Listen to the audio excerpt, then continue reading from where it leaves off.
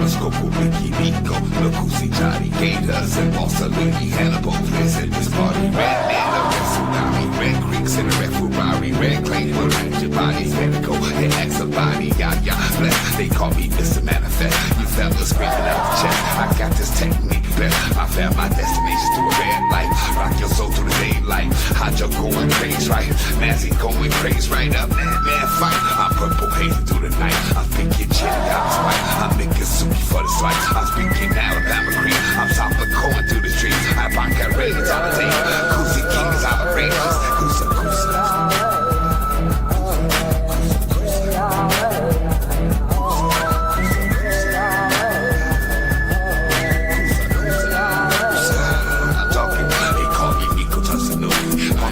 Like a dude in the field, such core, and I got something funny.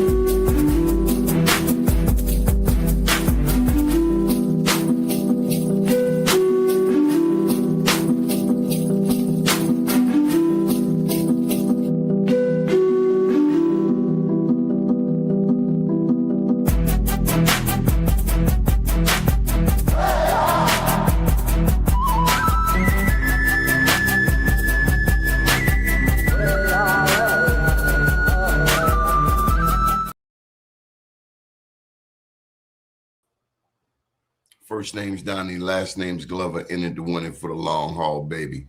Mafia Shakur, how are you, sir? All is well. Peace, Mr. Grill. All right.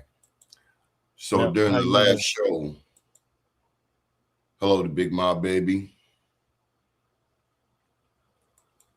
To Lyndell Jefferson. Michelle Walker. During the last show, it was stated in the chat that Dane Calloway, who is a well-noted historian, podcast host on YouTube, said that the story of Harriet Tubman was a myth. Yeah.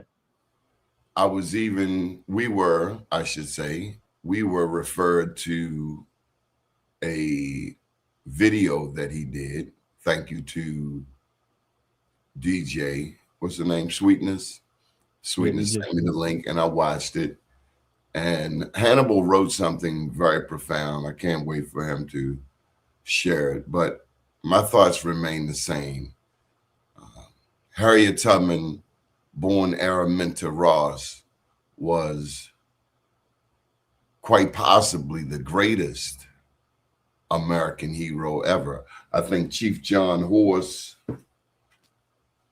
and Harriet Tubman both are up there. When you think of Chief John Horse's story of taking all of those people, soldiers from Florida fighting for their land, for their freedom, backs all the way to the Everglades, to fight to a truce, to be offered land in Indian territory, later called Oklahoma, then to leave there, to go through Texas, building black towns along the way, to the extent that today there are noted over 500 black towns in East Texas, as we showed on the last show, all the way through to Mexico, where he became the Border Patrol. But Harriet Tubman, and this is something that's historically left out of Harriet Tubman, born Araminta Ross, aka Minty. What's left out of her story is her work with the Union Army, where she did the work of which would be the equivalent of a Navy SEAL or an Army Ranger. She went with the Union Army, if I'm not mistaken, by way of boat to the Combahee River and freed some 700 enslaved people of color. 700 at one time. So they try to say she freed 30 people, 70 people. Get your story right. Matter of fact, I had a beef, if you will, with Facebook. I wrote what is associated with her. I freed 1,000 slaves. I could have freed 1,000 more if only they knew they were slaves. And yeah, she freed about 1,000 when you consider the 700, and God knows who was counting the numbers. But Right. it's indicative of a country, of a culture, of a society that wants to minimize us. But to this young man, Mr. Calloway, with some 500,000 followers on YouTube, you're wrong. She was not a myth. She was real. She was absolutely real. I said on the show when it was brought to my attention that I've met her, at least one of her descendants. I've been to her property on the Eastern Shore. I know of her property when I visited Lewiston, New York, right next to Niagara, New York, and their firsthand stories long before this story of Sarah Bradford. Sarah Bradford was actually her friend, come to find out, who was writing stories and trying to paint a picture for her to help her raise more money nonetheless. But Harriet Tubman was in print before Sarah Bradford. And so it just bothers me that someone with such a platform, and it's a reminder for me of when I first started going on radio 45 years ago at the age of 15. There was a lady at WEAA on the campus of Morgan State University. Her name was Mary Carter Smith. And she said that when you go on these airwaves at WEAA, where we educate African Americans, when you go on these airwaves, you have a responsibility to speak life over your people. That's all I got. Absolutely. Harriet Tubman Absolutely.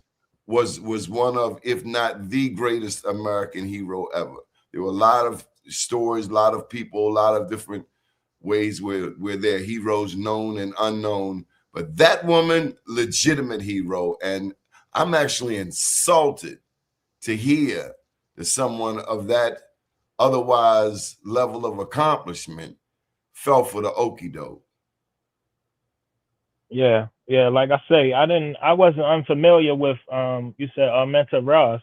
So that was a new piece of information to me as well. That's why I said on the last show, like, well, whether her name was Ross or Harriet Tubman, like the individual herself is a real individual, and I don't think it's no way possible. We've been to Harriet Tubman's place. We know where she lived at. We know her peoples. We done talked to them. We've done work with them. There's a mural down on Eastern Shore. I remember when they first put it up, a white artist did it. And I remember making noise about it. Just why? How come we couldn't have found a black artist? Right.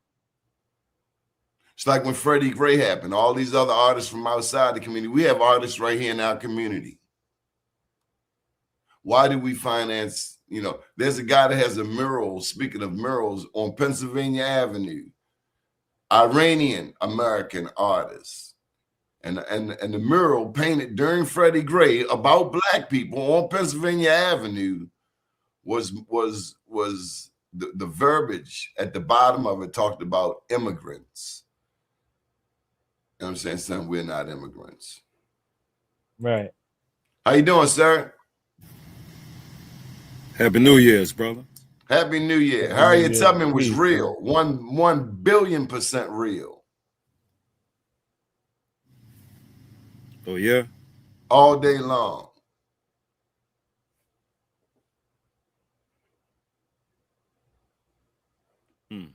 Is Hannibal on? That's Or is he interesting. standing in the background today? What you doing, Hannibal? Come on, read that thing you got for us, man. So I was trying to find some information. Is there any information out here about Harriet Tubman before that 1869 book? And so I was able to find a couple things. So it was a ad in the Cambridge Democrat in Maryland, October 3rd, 1849. And it offered like $100 reward and a notice for a return from Minty or Araminta and her brothers, Harry and Ben, placed by Eliza Broadus. It said, then it's said its significance. This is a state level legal document filed 20 years before the Bradford book. It links her to her birth name and her biological family in Maryland. So that was one of the first legal receipts that we could find of her existence in October 3rd, 1849. Where's that piece that you sent me? Were you gonna read that? The entire piece. Let me see. I think this is the whole entire piece where it brings the legal documents. Let me add the second piece. No, what you had texted me. Give me 1 second. Well, I've been doing a lot of research today, so I text a lot of stuff. So let me go back over my notes. In the meantime, I'm seeing what I texted you earlier, and I can get myself abreast of what what the situation is. Give me 1 second, you guys. So what's on the screen now says the legal receipt of Harriet Tubman's existence, 1849 document, runaway slave advertisement, publication, the Cambridge Democrat in Maryland, October 3rd, 1849. Content, a $100 reward notice for the return of Minty Araminta and her brothers Harry and Ben, placed by Eliza Broadus. Significance, this is a state level document filed 20 years before the Bradford book. And again, the book, Bradford book, is Sarah Bradford, who wrote a book about Harriet Tubman. It links her to her birth name and her biological family in Maryland. Okay, so I found what I was talking to you about. So I ran a couple things through AI to see what the AI said about Dan Calloway and his opinion about Harriet Tubman. And say, to evaluate Dan Calloway's claim about Harriet Tubman, we can break his argument down by looking at where he offers valid critiques of historical storytelling versus where his conclusions lack standard evidentiary support. Points where Calloway makes a strong case, and it's a Calloway is essentially a revisionist who changes the official government narrative. There are several areas where his observations align with historical anomalies. The fundraising narrative. Calloway is correct that Sarah Bradford's 1869 book, The Scenes in the Life of Harriet Tubman, was written primarily as a financial tool. The preface explicitly states it was to raise money for Tubman because the government refused her pension. This proves that the commercialization of her story began immediately, which can lead to the embellishments to make the story more marketable to white Northern donors. Then it goes into it. Then it says he is right to be skeptical of the official numbers often taught at school. While Sarah Bradford book claimed Tubman rescued 300 people, modern historians and Calloway point out that documentation only supports about 70 people over 13 trips. This supports the point that the legend was grown for political or financial effects. The pension inconsistency.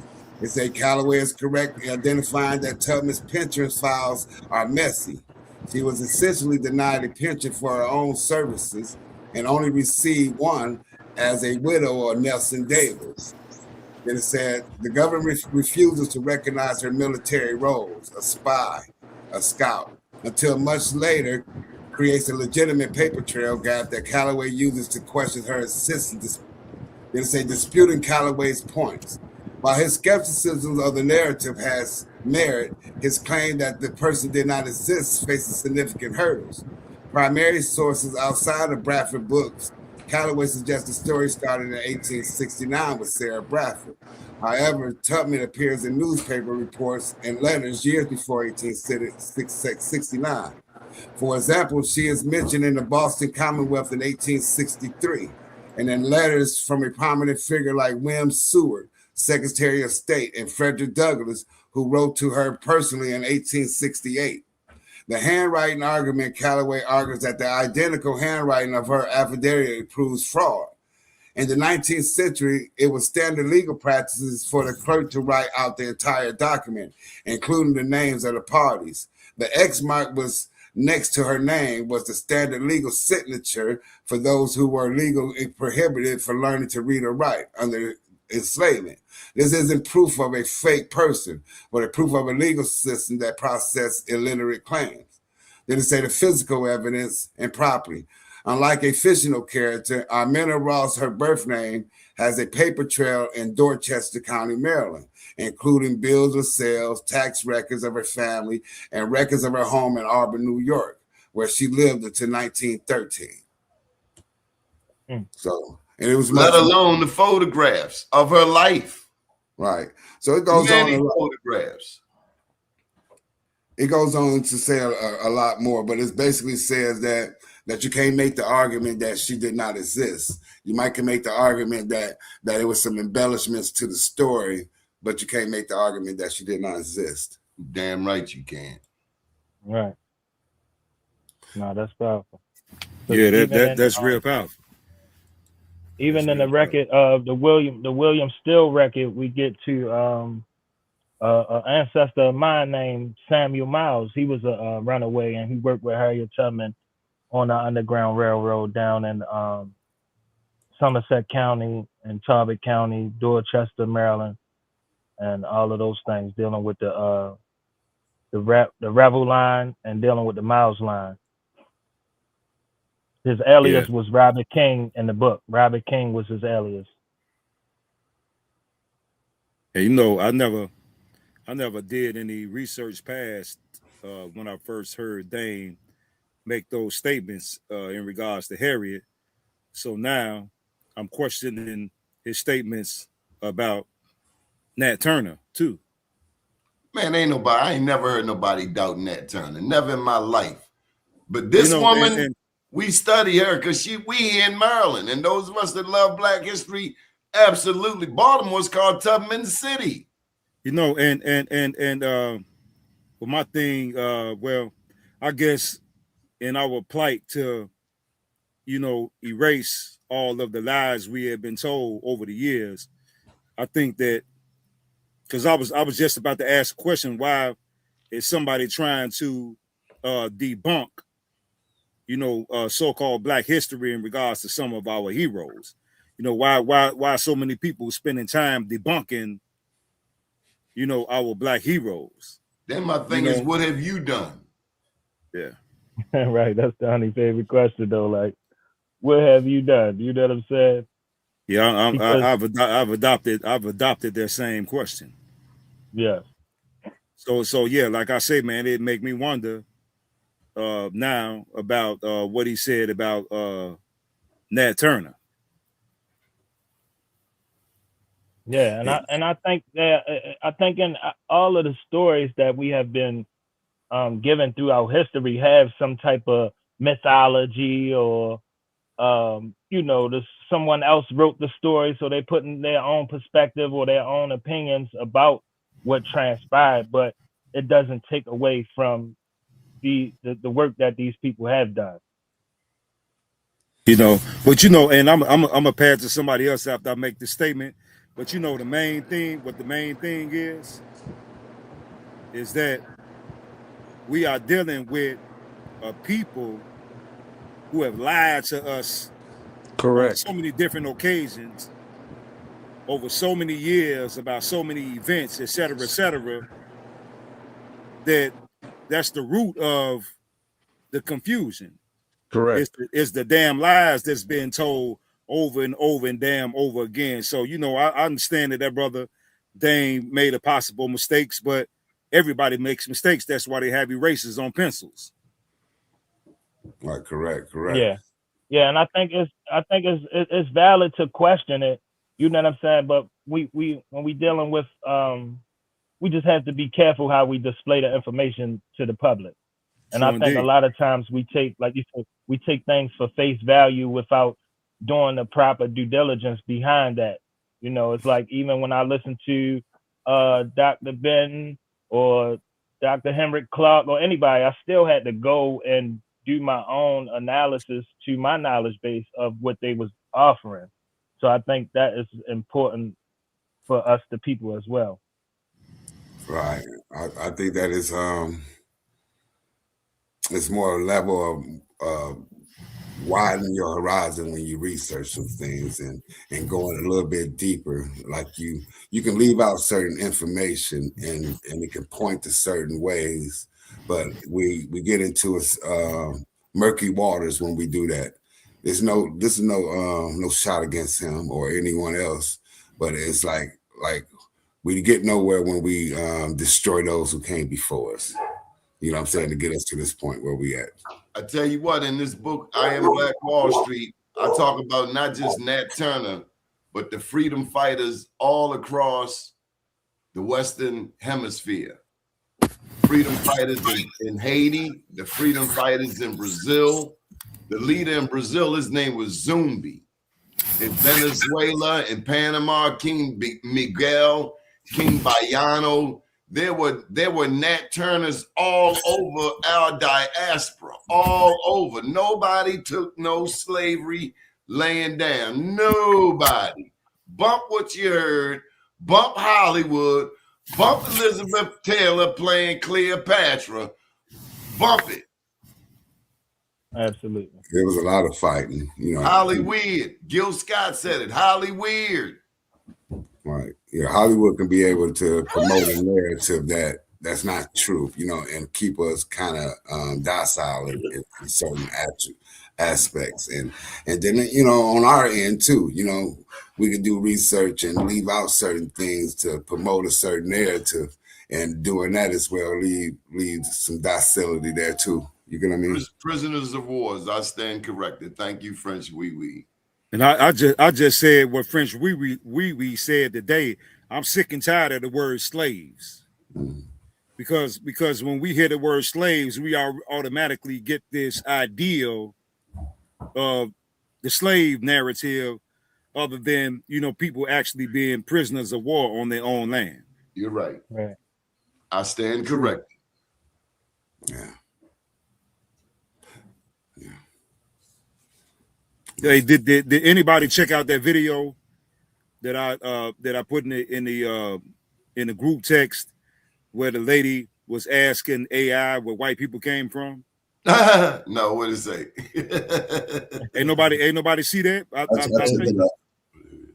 I think Planet said he saw it. Yeah, I saw it. I did see it. Mm-hmm. Well, talk to us, Planet.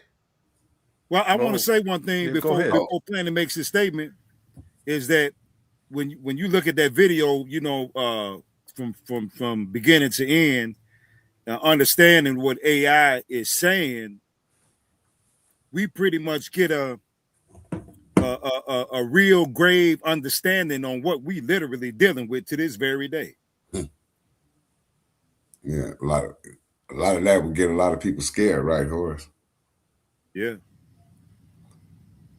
A lot, you know, I think that a lot of people don't understand what AI is. First Correct. off, I mean, they don't understand that it's a cross reference of a lot of input that's been put from a lot of fields, and it's able to pick up and compare this whatever kind of question or whatever you ask, is able to do it in fractions of a second, and it's able to make itself better as it go. You know, based on the people that designed it, who are typically white males. They're typically non-melanated peoples, correct? Yeah, in a sense, but then you got a lot of us that's in the forefront of the engineering aspect, the data entry. Yeah, a lot of us. When you look at social media, all of these things are run by with AI. Congressman Summer Lee, I just mentioned it last week. She has some legislation in talking about discrimination because of AI. So it's no more than a representation of what we see in the physical. That's it. The same characteristics. I want to read this definition to y'all out of the glossary of the Book of Knowledge of what artificial intelligence is, according to what I'm about to read. It says the capability of a device to perform functions that are normally associated with human intelligence, such as reasoning, learning, and self-improvement, related to machine use of learning functions and fixed programs for instructing a planetary and interplanetary group to accept the next event or operation. Yeah. So I'm with the sister that just I'm with that sister that just said that we built AI a long time ago, which is factual. So I came to the conclusion that we really, man, built AI man eons ago, and we always updated it throughout the eons. This group of people that are here now were tapping into AI in order to try to make things artificial from an AI perspective, but what they didn't know was going to happen, or what they were willing to gamble, was the artificial intelligence giving the information back to the original creators of AI in the first place. Because they're not really doing anything with AI other than because if you take a look at what our people are doing with AI, man, we are becoming informed about ancient information that they never wanted us to know about. All right. Yeah. You just got to ask the right questions and it would take you there. I agree with that. I don't think they thought it as far. I think they thought what it could do for them to help them better control. Because this is all about control. They thought profit. They thought profit. Yeah. You already know how they were thinking. Got that right. And if you saw how we was using social media before, the great surge of awakening, it will be used for more destructive tool than an informative tool. Exactly. Just like how when they changed over TikTok, because the programming that was on, it was more consciousness on TikTok. Now, it's back to the dance platform or, just random things. Right. The good thing about now is that you're able to cross-reference it in real time. Have you noticed, like, if anybody got like an iPhone or anything, everything is AI, even your messages is AI now. You get what I mean? The pictures, so it's like the world that we thought was in the future is now, So how do we progress and do what we do in this AI world?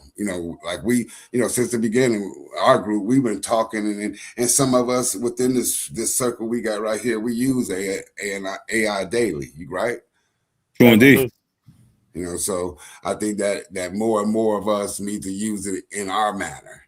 You know what I'm saying? Well, if you're gonna use it, then know that there are more than one, and you should have more than Chat GPT. You should have 2, 3, 4, 5 of them.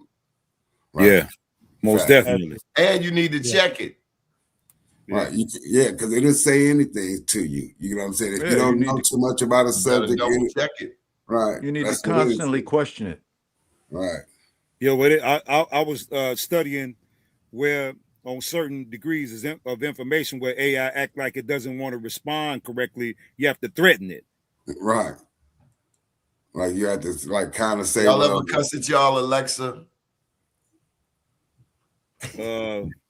Not really, man. Hey, anybody ever seen that movie Chuck and Larry? No. No. The dude used to play King of Queens, but he was on the telephone talking to AI, and he said, "This is Barry Valentine." So AI said, "Did you say Harry Schmalentine?" Oh yeah, I remember that. Have anybody got any AI calls yet from bill collectors? Absolutely. No. Yeah, I haven't. Like the phone will say maybe such and such, then yeah. Your phone will ask the person questions for you, and then it'll send you a text telling you who's on the phone while the phone ringing. Ain't that crazy, man? Yeah, it's crazy.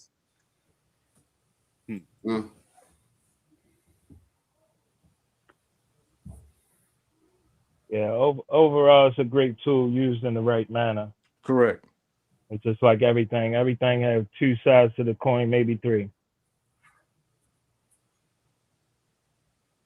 Right. I think it's a way to get either move in the future or get left behind in some forms of fashion. I think anything that we're gonna be doing is gonna be dealing with it. Just like how we went from analog TV to digital TV. Y'all remember that? Yeah. I was on the front line with Comcast when that first took place. Right. You remember how many people had to throw their TVs away? Them big tube TVs was outside after that. Right. Yeah, because I switched over and started doing direct TV installs, and we had to get rid of those people 2 dishes, them analog dishes, and put up 1 digital dish. Right. Yeah. So y'all ain't answered. Do y'all ever cuss it, Alexa?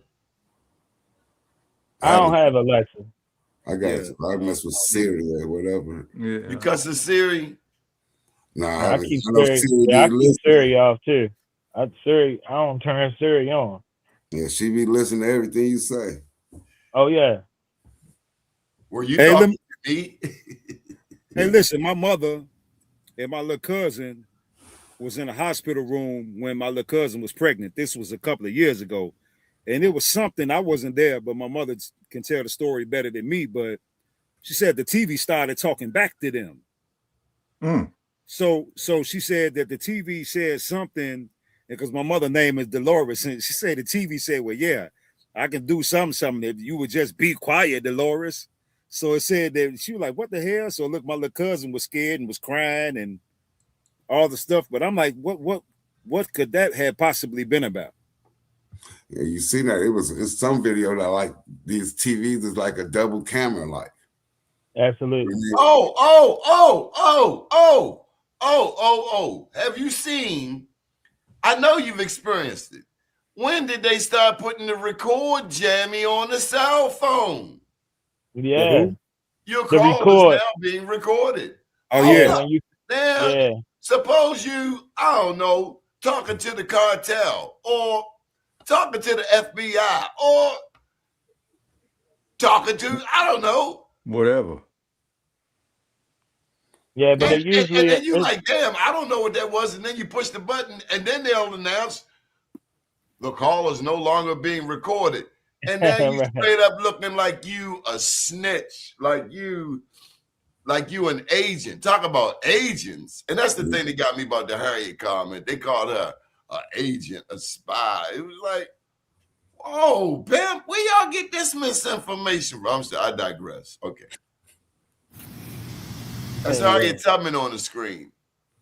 That's the one. I'm into Russ.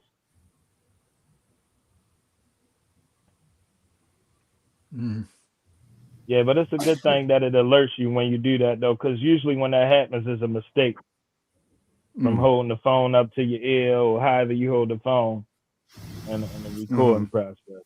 So, have anybody ever heard of when I lived in Birmingham, Alabama, they had this system called Shot Spotter, and it's like 3 towers, and if you shoot a gun, it can triangulate and find exactly where this gun is shot at. So basically now they do that, but they also got that facial recognition stuff where they can actually see. So when you step outside, they automatically know who the hell you are. You know what I'm saying? No matter where you at, some camera then picked you up and then cross-reference you in the database somewhere. So there really is no privacy. You get what I mean?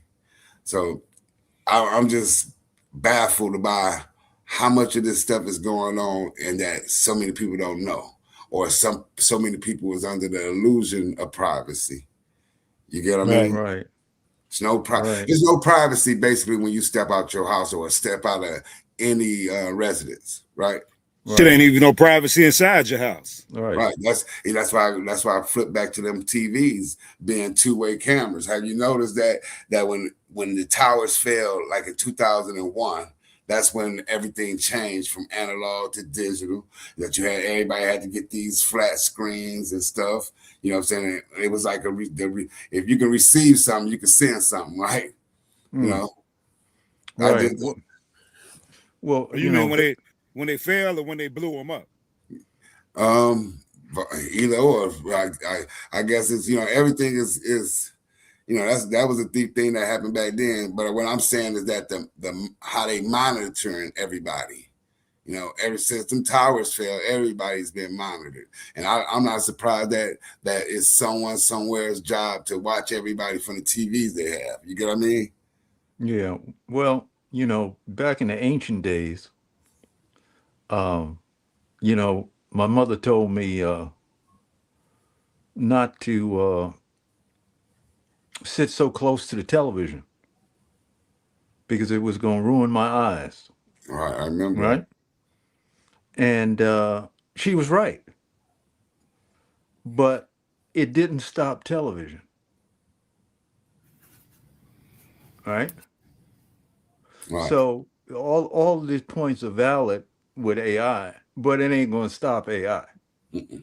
So you have to come up with a strategy that it works for you, as opposed to, in other words, being an avid reader and what have you. I used to have to go to the library, you know what I mean? Get the librarian, go to the card catalog, find the book, da da da da da da da. You don't have to do none of that now. You Right. can ask it for the book. If you want, it can read the book to you. Okay? Yeah. So Yeah. there are advantages to it, but you just have to be mindful of how you interact with it. Yeah, and what information you after. Correct. You get what I mean? I think it's an awesome tool for genealogical research. There If you you do go. that, if you yeah, because it can see things that you wouldn't be able to see, like far as records. You get what I mean? Correct. Because Yeah. I was working on some genealogy today, and it picked up someone on a list with my second great grandfather's brother on a land, some land he purchased, and it was someone at the bottom of the list that was written in this book that we've been talking about that mentions my family. So it picked up that. So that's where we at now. We'd have found somebody in the book on the same land records as my second great grandfather brother. So that's a good thing. Mm-hmm. I think that's using AI in that manner is a good Right. thing for those who want to use it. What? No, it's brilliant. Yeah. Hey, Hannibal, can I just share your piece with him, man? I want to make sure everybody saw this piece that you got going on. Can we share it with him? But The video. Yeah.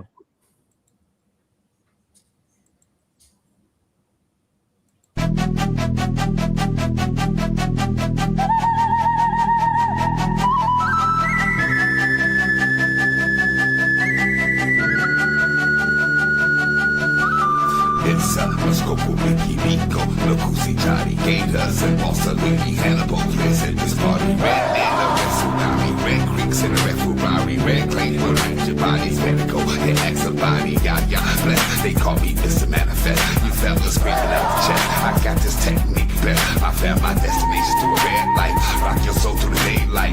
Hot your going crazy, right? Nancy going crazy, right up, man, fight. I'm purple hazy through the night. I'm thinking chili out of spite. I'm thinking soupy for the slice. I'm speaking Alabama cream. I'm South going through the streets. I rock that raiders on the table. Cousy King is out of ranges. Kusa.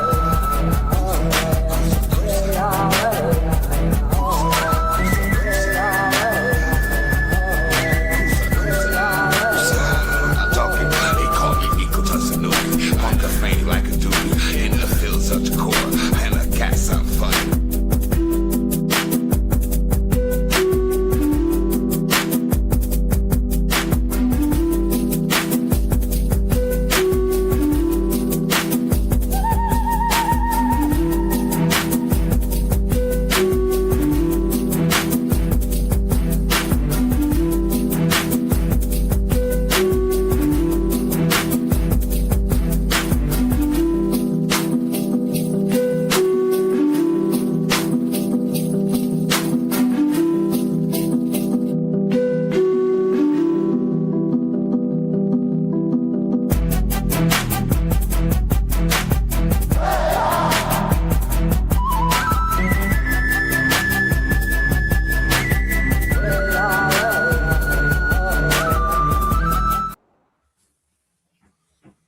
Okay.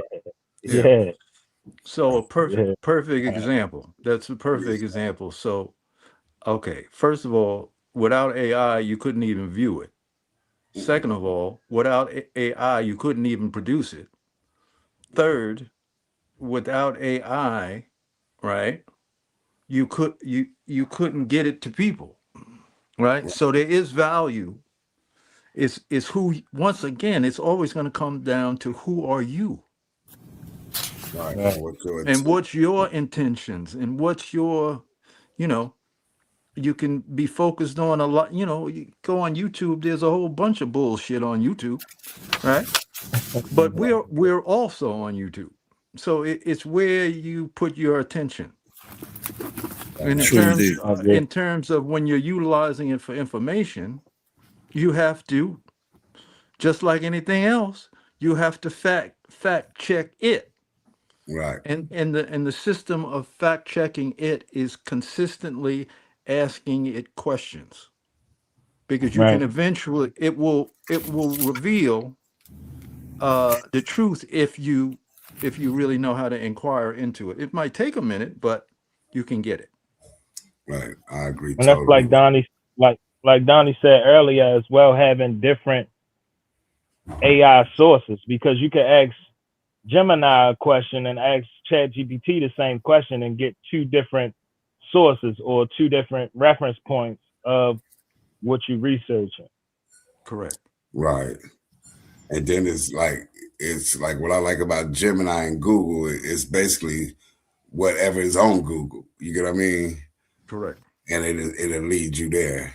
But using it for what you like any small business, if you got a small business that you working on, you can use it for that. You know, it's constructive things that you can use it for, is what I'm saying. Correct. You know, Absolutely. but Correct. it's like I said before, it's like we at this point in history where this is what the world is using now. And just like with anything, we always adapt and overcome. You know what I mean? And Correct. that's just with this situation. We just got to figure a way to do that. Well, with that overcoming thing and adapting and keeping moving, you know, I came to the conclusion that we never stop building pyramids. Mm. So expound on that. What you mean by that, or I mean, we always build them from. I think I'm trying to figure out whether when we go to sleep and wake up out of our sleep state that we build the pyramids, but the pyramids in Egypt are not the last pyramids that we supposed to build on the planet. Mm-hmm. So right now they're holding the original people to the lowest frequencies possible. So we're not building anything. The best thing that we can build is throwing a ball in a hole or running, from one touchdown yard line to the other.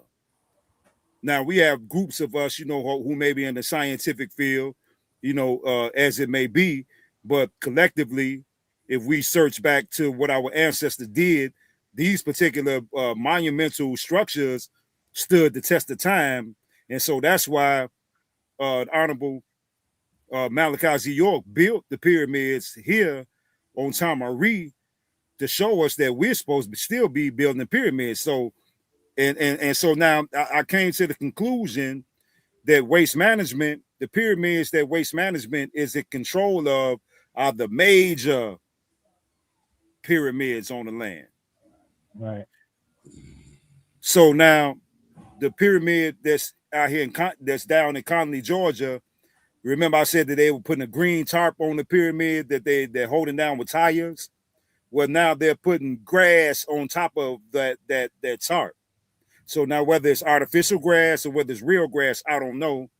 And whether or not they're still blocking the information that's coming down from the sun, the galaxy, etc., to go into the pyramid, which goes into us because we made of the same substance. Haven't figured that part out yet, but I do know that we're not supposed to stop building pyramids because we always evolve. The same way we evolved from the what was that, Chuck Berry, from the rock and roll Mm-hmm. all the way to hip hop. Hip hop is not the last genre of music that we're going to create. We True. create something that's going to be a result of hip hop, but it's going to be more advanced than hip hop is. Just like hip hop is more advanced than R&B and jazz, but Right. it's those elements within its frequencies, so to speak. So when you said that, it kind of make me think about where I'm at with this research. So I'm seeing that certain minerals is naturally occurring in certain parts of the country. Like here in Michigan, copper. I said it on the last show, copper is prevalent here. And then down in the county, in Coosa County, down there where we come from, that's the graphite belt or the tin belt. So you take these two elements and mix them together, you get brass. And Yeah. this is the cauldron. So anytime they was making bow and arrow or the arrow points to smelt the iron or whatever, you have to have something that won't burn. So this is the material you need. So that goes back to me thinking when you say these pyramids. I think that these mounds is built in certain places where these minerals are. You get what I mean? And it's all across in certain places that if you notice, if you look at how the country is laid out, it's what you look at the geology, one of the study of rocks or whatever, them types of books, you'll notice that in certain parts of the country there's certain minerals. So if you can coincide that with where these mounds are. Like when you get out in Nevada, that's where the silver is at. You get what I mean? That's the silver state. When they always digging in the mountains out there for the silver. You know what I'm saying? You get down to like Alabama and stuff like that, it's tin, it's gold down there and stuff like that. So you see, we create those minerals. I'm for sure that we got, I know that we got them in us, but what I'm saying is we the cream of the planet Earth. Yeah, I know what I'm saying, brother, is that like, see right there in the middle of this picture right there with the blue, and you notice that's where that's where the oldest Ohio mounds at right there. Then the earthworks is up there, and then you see down there it's kind of the same with the green and stuff. That's the graphite tins and stuff that's down here at the down there with Mississippi and Alabama and Louisiana and stuff, Texas. You see what I mean? Mm-hmm. So what I'm saying is that it's these mounds got to be coinciding with what minerals is in the earth. Yeah, I see exactly what you're saying, and I'm right there with you. And they're probably, well, I don't even want to use the word probably, but I'm going to say there are literally more significances in regards to those mounds and us being connected to them through the planet than we could possibly imagine. Yeah, I agree with that too, brother.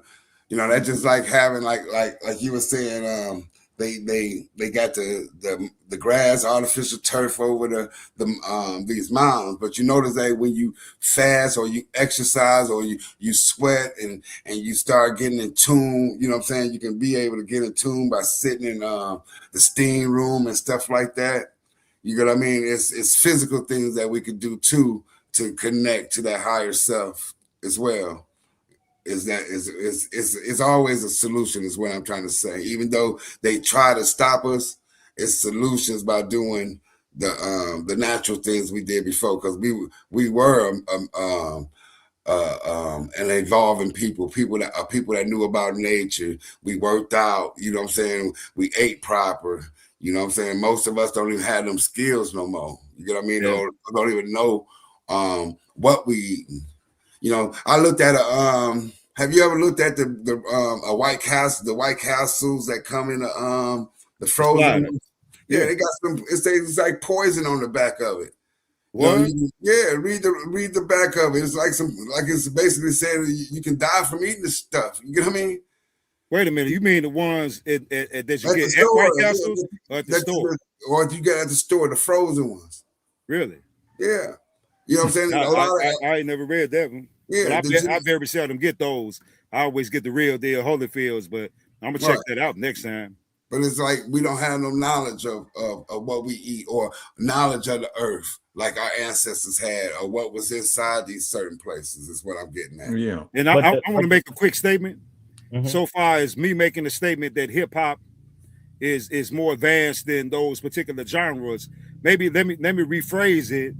So you know what I mean. I stand to be corrected. Well, it's an advanced form of those particular genres that contains the nucleus of them It- therein. Amalgamation. Yeah, so I didn't mean that, more advanced in the formation that, hey, it's better than that. I Right. don't even Right, speak in those terms. Right. right, right, In right. terms of You know, essence. Yeah. yeah, Yep. we receive you. You got the best music analogy, so I follow you with that. You know what I'm saying? I appreciate that, God. The Yeah. other thing is this, when we talk about uh mounds and this, that, and the other, pyramids, mounds, we're talking about uh ancient world, right?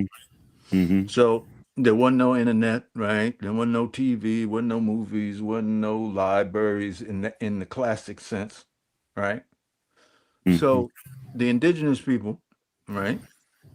They were there was no separation between them and nature, Oh, indeed.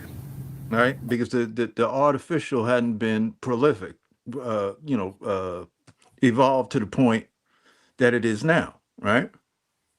So the natural things you have to think of, you have to, in your imagination, you have to put yourself back in that time, right?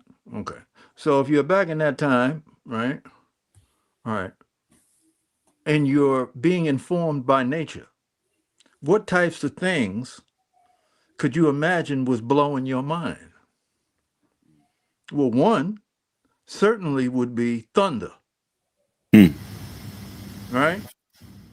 If you ever been in this in the Southwest or the Midwest, and in a serious thunderstorm, that will humble you right there, right? Oh, indeed. Absolutely. Then also with thunder is what? Right. Lightning, Right. right? Mm-hmm. Okay, so one of the goals of pyramids was to harness, right, powers of nature, Right. okay? Mm-hmm. Okay, because they were natural. It wasn't the artificial game. So they were working with that energy, right? So another thing which would blow your mind, of which it certainly blew my mind, when I came to Hawaii, was the proliferation of the particular area that I'm in. Is I often see rainbows, huge rainbows. I mean, blow your mind. You just be like, look and be damn, right? So when one didn't have a distracted life, right? That was the thing they studied because they wanted to utilize those vibrations and those frequencies, okay, for the benefit of their society, right? And there were millions of people, right?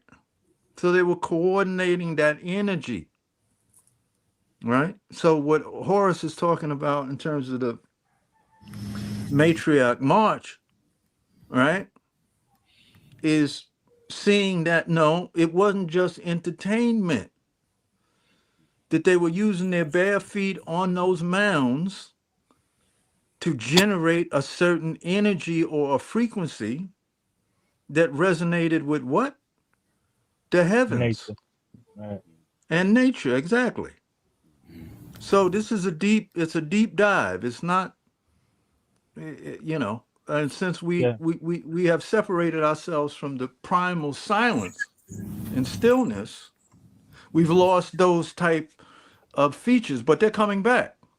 Yeah. Yeah.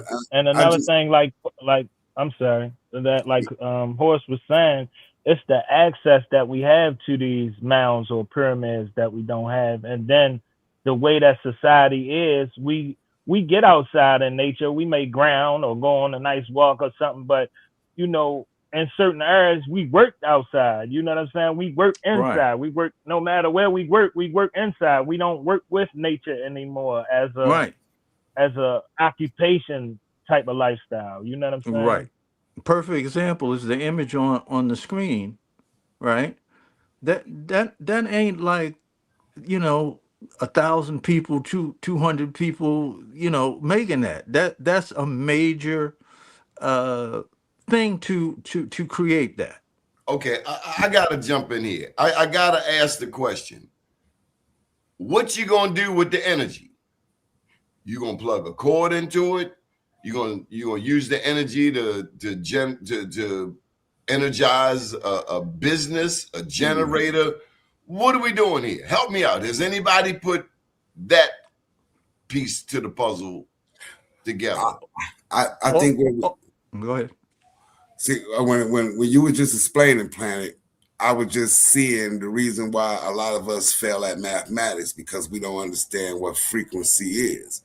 You know, when you're looking at these formulas, y equals mx plus b, or x plus y equals such and such, or time and distance, or the circumference of a circle, or all this. This is all oscillation and movement of frequencies. If you notice that everything got a frequency, no matter if it's solid, liquid, or a gas. All right. So once you got that mastered, what you gonna do with it? You're a master of the universe. Then you can do anything you want to. Can we get these people off our land? Most definitely. Absolutely. That's why religion replaced our science and spiritualities. Correct. So when you asked the question previously, what do I think that they do with the energy when they grab it or get a hold of it? Now that's a hell of a question. Yeah. But no, you said something to that effect. I said, what do we do now that we know it's there? So I think we already doing it. I think all these great inventions that we contribute to these Europeans has come from us. Walk that back. Nobody gives Europeans credit for nothing. When I say we, I speak collectively, or people that say things that, or this group of people is responsible for this. We are very. Let's give us some credit. That's what I'm saying. I'm saying that majority of the inventions, or the majority of the inclination of mankind comes from us. Yeah, we might not get the credit for it.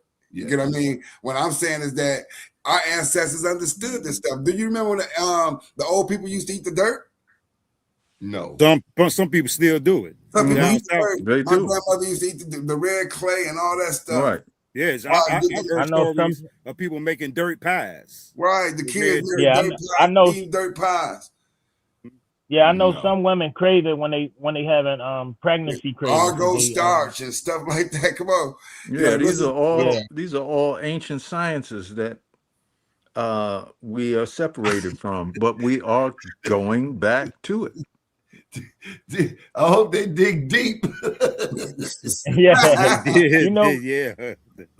When we was growing up, they used to say dirt don't hurt. When they say when you eat something off the floor, dirt don't hurt. I don't remember that. God made dirt don't hurt. If a dog just peed on it, it hurt. Right. Hey, so this picture that y'all seeing here is LaGrange, Georgia. Oh, that's where my people from. True. So now you see you have 4 pyramids right there together. Now that right there where that liquid is at possibly was the 5th pyramid or mound that they dug it up right there and put whatever type of fluid that is in there for whatever purpose that they did. And also back here over where you see Jefferson 5107, that little liquid form right there, that's probably one that they dug up as well. But can y'all see how big that thing is, man? Right. And so we don't have access to any of these, man. We are literally blocked from all access to these particular structures, man. They don't want us near them for a reason. Yeah, LaGrange, Georgia. That's it. And you think they that smart? Man, I'm just saying though, man. If you knew that you can keep Michael Jordan from dunking on you if you keep the basketball away from him, why would you let him have access to the basketball? That's a good point. But these aren't the common people because they don't know nothing about none of this. These are the elites, okay? Right, you're right. But then we go back into who was educated back in the days. It wasn't the common man. It was all religion. Correct. The Those the hierarchy of that, right? right. So when you look at Masons, Freemasons, or whatever, it Right. was based on them invading these lands where pyramids are, whether it be in Africa or here or wherever around the world, right? Intensely studying as much as they can on what the science, the mathematics is with it. Then they realize, well, it's best we keep this away from the general public, right? You have to remember that, we come from a situation where reading and writing was prohibited from us, not from them, from us. And there was a reason for that, because they feared it triggering our intelligence. But we're in a different time. We But just got see, to step up. as far as them keeping it away from the general public is concerned, well, we are the only organic people on the planet. Got that. So any access to these different things from people that are inorganic, it doesn't even matter. So that's just where, like I was saying about the 3/5 human thing, when they had that malarkey going on. Well, in our case, it's really 101 in humans, because it takes 100 of them to make one of us.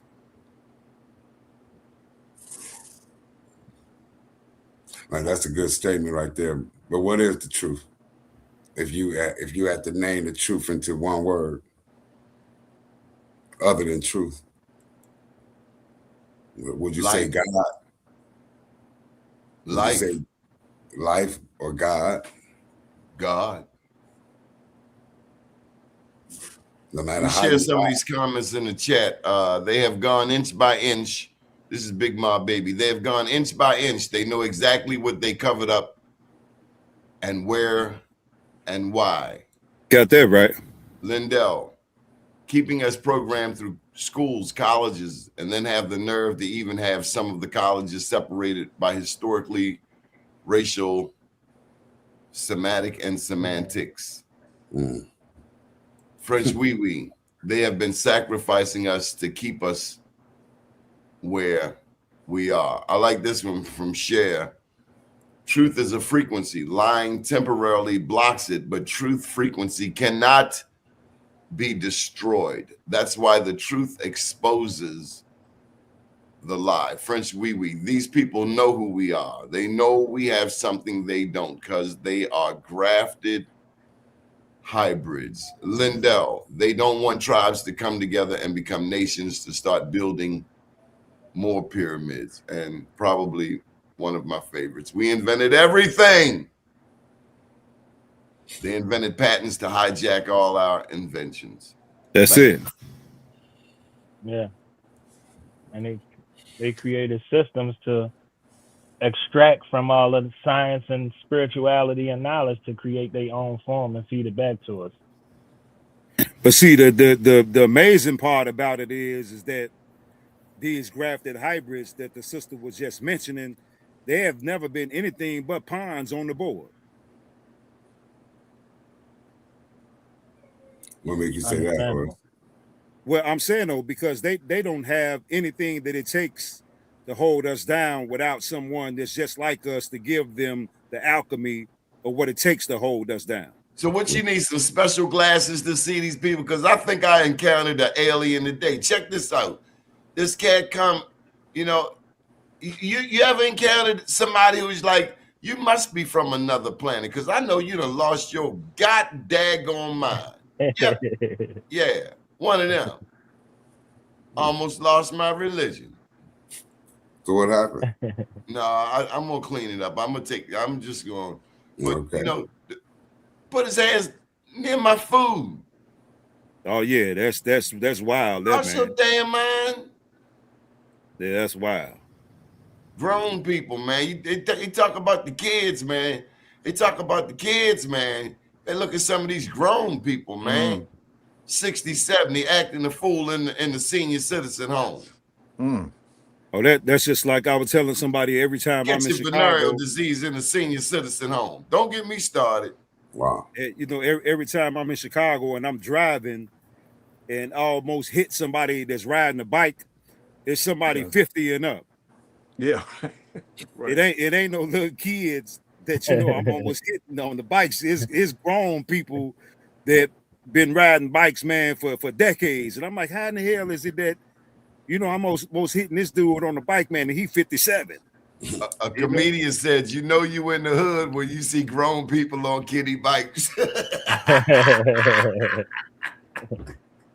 But I'm saying, oh man, I expect to almost hit a kid on a bike because I'm thinking that their compass isn't all the way up. But it's never any little kids, man. Because kids got common sense. This is somebody that's underdeveloped. Yeah. And that's what happened when you get high at such a young age, start getting high. Truth be told, drugs, alcohol have done a number on us, man. Mass incarceration. See, this is the other side of mass incarceration. The impact on the people home. The impact of what happens when a cat go to jail. I mean, like, I've heard of phone calls costing crazy amounts of money. I haven't been closely associated to that extent. I haven't had to make any phone calls, but I've heard the mafia. Do you know how much a phone call? You said how much is a phone call? Yeah, like jail. I heard it was like $5 a minute. Yeah, yeah, they straight up rob and it's a damn 25-cent phone call. But that's what happens. See, mass incarceration, man, it's a whole industry, man. They tell me in California, you can buy an apartment in this cell. If you got the money, you can get an apartment type joint with the amenities. But see that go ahead, brother. No, I was saying that's why they give you a tablet when you get over there. They got games, movies, everything on the tablet. It's a business, man. Yeah. Well, see, what's the brother name? Planet, the white Muslim guy, the bald head. Talib or something. But anyway, like he was saying, if you're poor, you get prosecuted. If you're rich, you can negotiate. Yeah. So yeah, man, it's big business. All crimes are commercial, man. It's not about Shaheed. It's not about right or wrong here, man. And then, like I said, that video with the sister asking the AI about these people, you really can't expect anything less from them. That's just like if you at a picnic and a fly keep flying over the food. What you expect the fly to do? To go over there and be like, no, we ain't gonna, fly over this potato salad over here. They're gonna do what's only in their nature to do. Right. So we can't expect any more than what they do. And like I was saying, that like Minister Farrakhan say, man, if you want to know how much white people lie, only thing I do is read the police reports. Peace, bro. Hey. What's up, Minister Balone? Peace, brothers. Hey, now. Original black man, original black woman. Glad to be here. Glad to see y'all teaching the people. I say. Well, we like to think of it as a coming together and sharing of ideas and exposing each other, helping each other. We were talking about before you got on initially Harriet Tubman, one of the experts. Anybody see how they blew this pyramid up though here, man? Yeah, made a horrible mistake, said Harriet Tubman did not exist. How they blew it up? I'm just saying though, how they destroy them right up under our noses, man, consistently. In the pyramid that I mentioned with the tarp and the grass, well, it's a pyramid that's literally adjacent to that pyramid, man. That pyramid is, I want to say, at least 50% destroyed right now. So they constantly destroying these things right up under our noses, which we have a connection to, while we try to figure out if Harriet Tubman was real or not. Yeah. I mean, it's easy to overlook them because we living in everyday society. You know what I'm saying? Right. Everybody living in society day to day, and there's always some construction, some excavation going on, and we riding past it every day. You know what I'm True saying? indeed. Yeah. So with this information coming forward, it just allows us to pay more attention to it, or to question the authority over these areas, or um, finding who owns the land of the mounds and the pyramids. Why is waste management guarding and protecting all the mounds and pyramids? Yeah, yes, DJ Sweetness. I saw that a couple of years ago, or a year and a half ago, if we're talking about the same situation where Chief Redbird and I don't know if that was Jaguar or one of the other sisters that was reading the trust off. But yeah, man, I'm talking about returning everything to things created and things that haven't even been created yet. Hmm.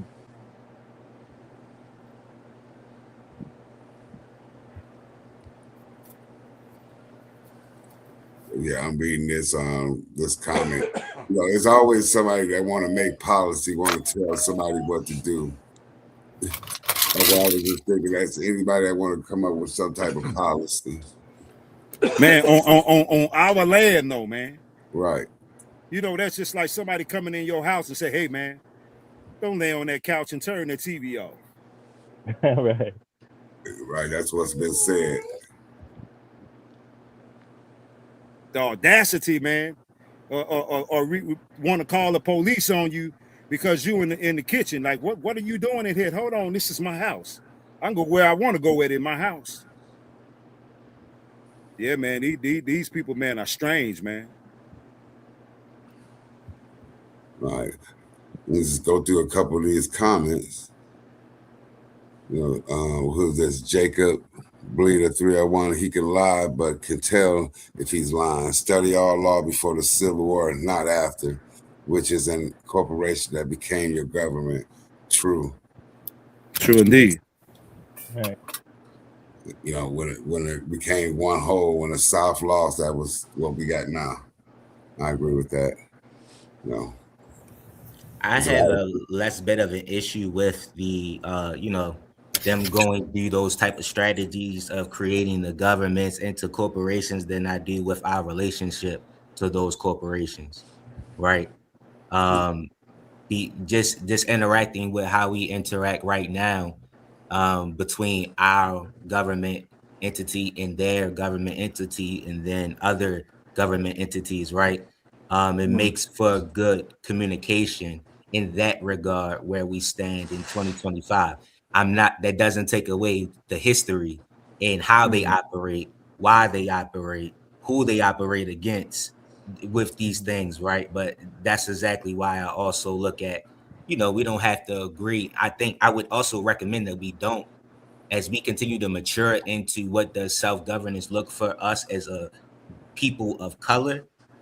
I would recommend us to not look at things like, religion or belief, and focus on those type of things of, okay, corporations is how they're strategically building against us, then we create our own corporations. That's easier to create than to tell people that they have to believe the same thing and come together and be able to get the same issues done. We just got to come together and say, hey, these mounds, we don't want to see them blown up no more. They do policy, then let's represent ourselves and let's create policy to protect our mounds by way of culture. True indeed. So Yeah. So for a layperson like with me, like what would be like the type of first step what we do to lay this type of policy or to approach this situation?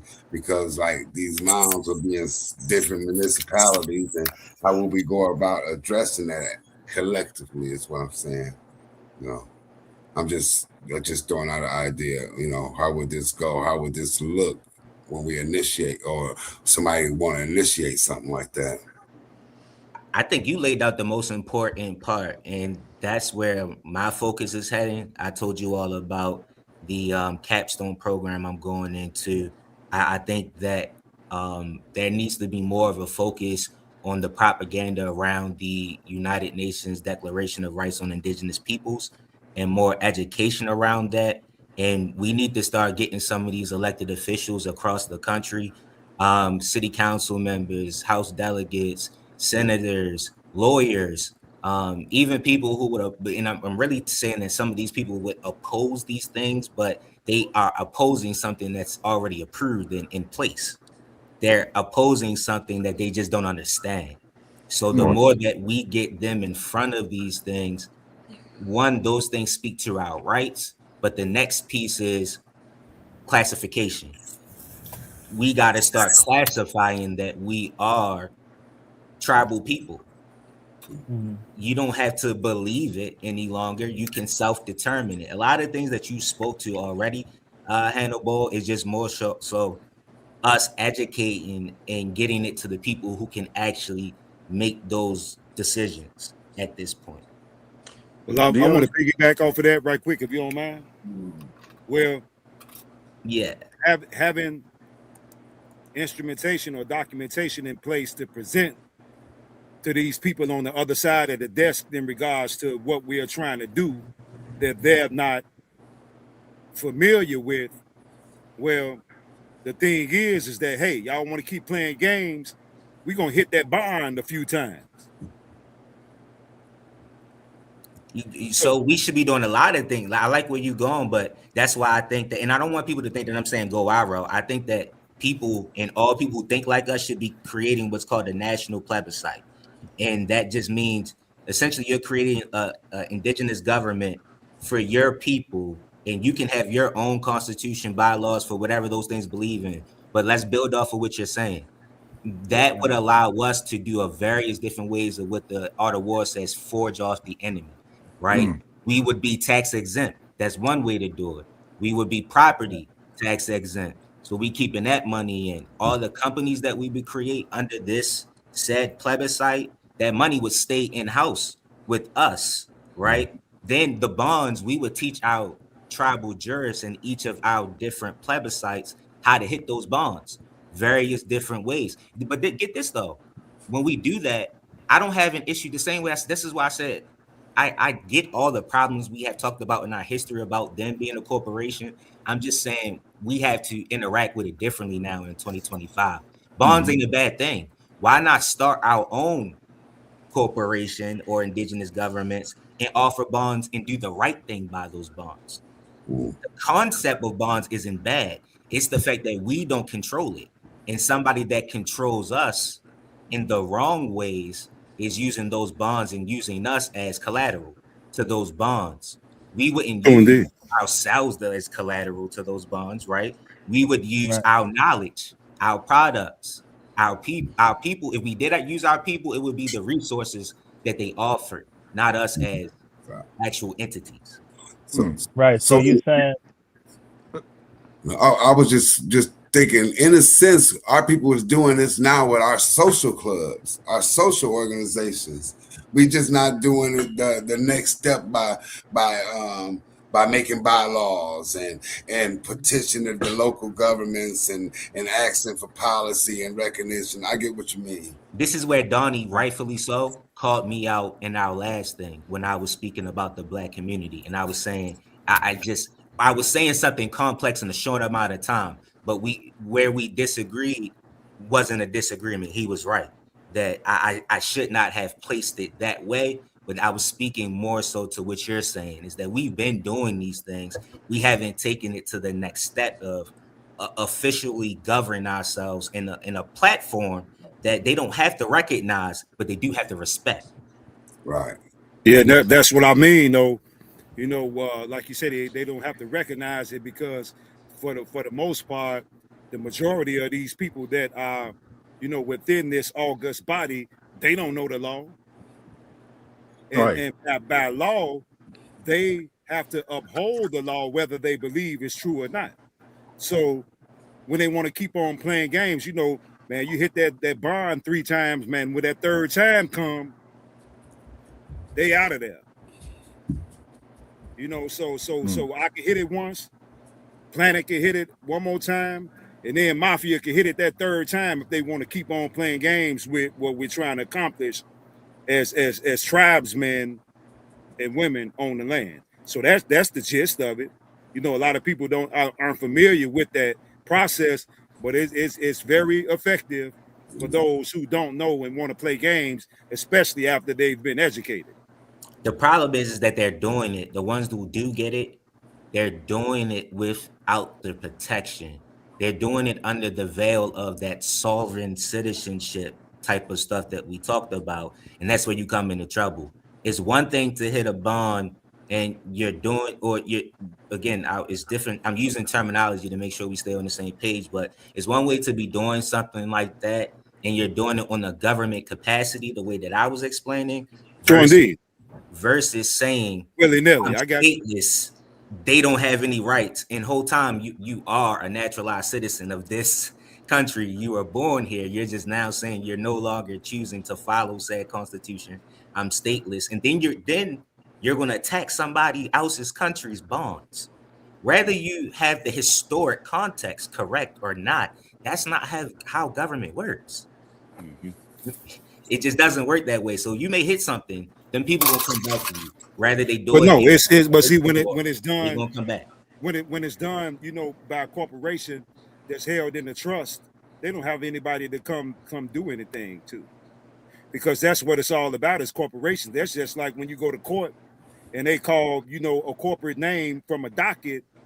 First of all, a corporation is not supposed to be coming after a flesh and blood human being. But since a person consents or says that I am that corporation that they're calling from the docket, then they proceed with the garbage. Yeah, that's like the straw man. You accept the straw man when it's all in all caps, right? Yeah. I just want to say that this right here, brothers and sisters, can anybody guess where this is at? These beautiful pyramids. Midwest. I can't even tell what city it is. You can see them, can't you, Hannibal? Yeah, I can see the mounds and the pyramids. I see 1, 2, 3. Mm-hmm. Then I see like what's that, a circle in the middle? I don't know what that is. I didn't zoom in that far. But I know I'm gonna sit back because I already know that either Balloon or Planet Wells, they gonna get this one, man. Y'all got one try though. Is that Ohio Valley? Hey, what's that sound that they make on Family Feud? Burn. Yeah, that's get the yeah. That one, man. I was thinking Ohio too. So like that Midwest Ohio area, but that'll be my one fair guess. But if it's not there, I'm thinking somewhere in Georgia, possibly California. Let's go, Planet Wells. I'm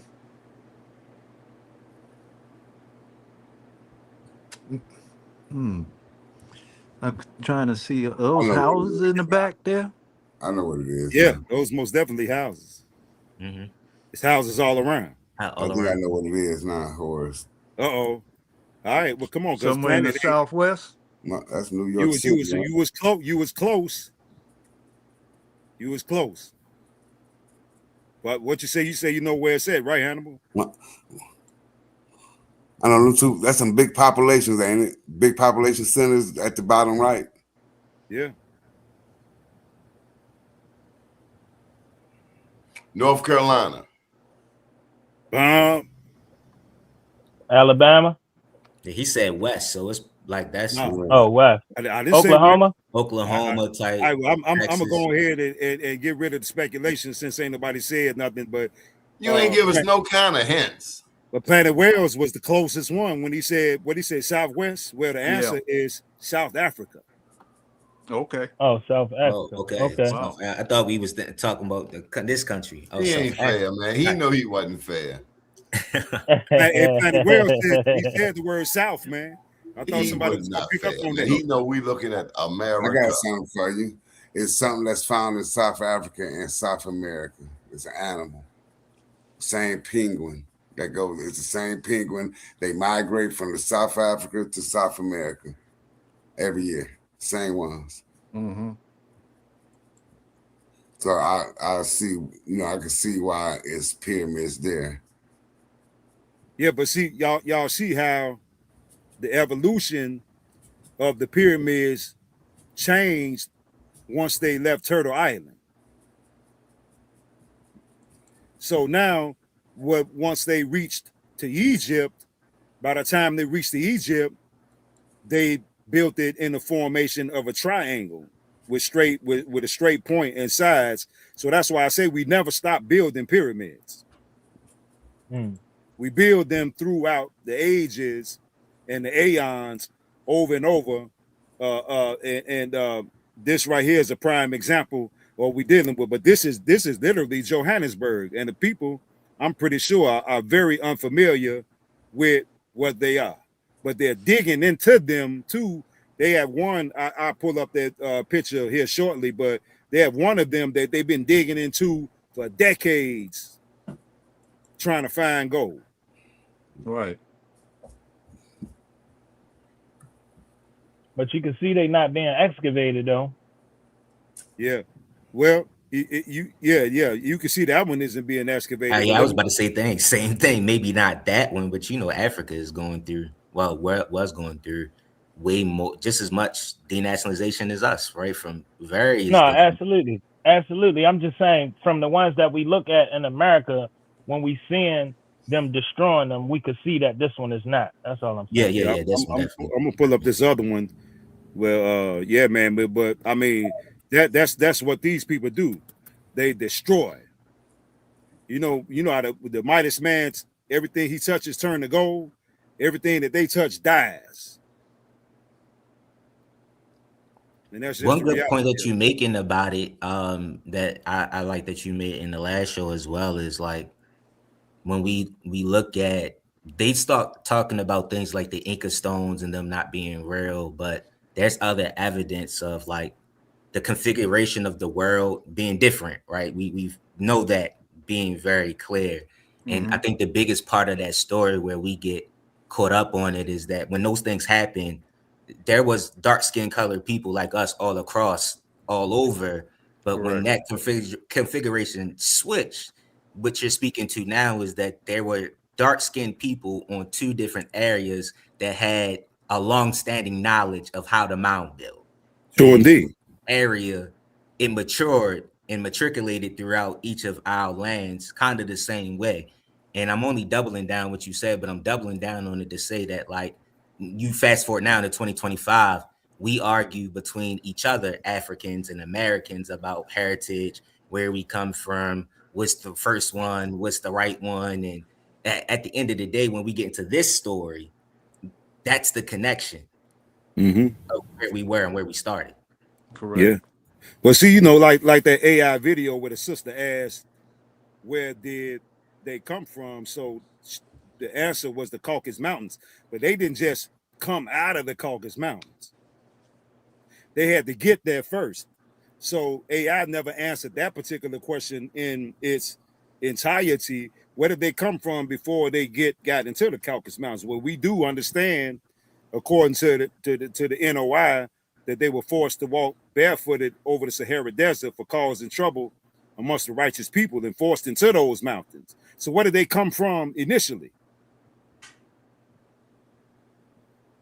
So that's where we get into the Yaqub story, as well as we get into the story of alchemy or the sciences where, the brothers was making gold out of dirt, water, and ethers.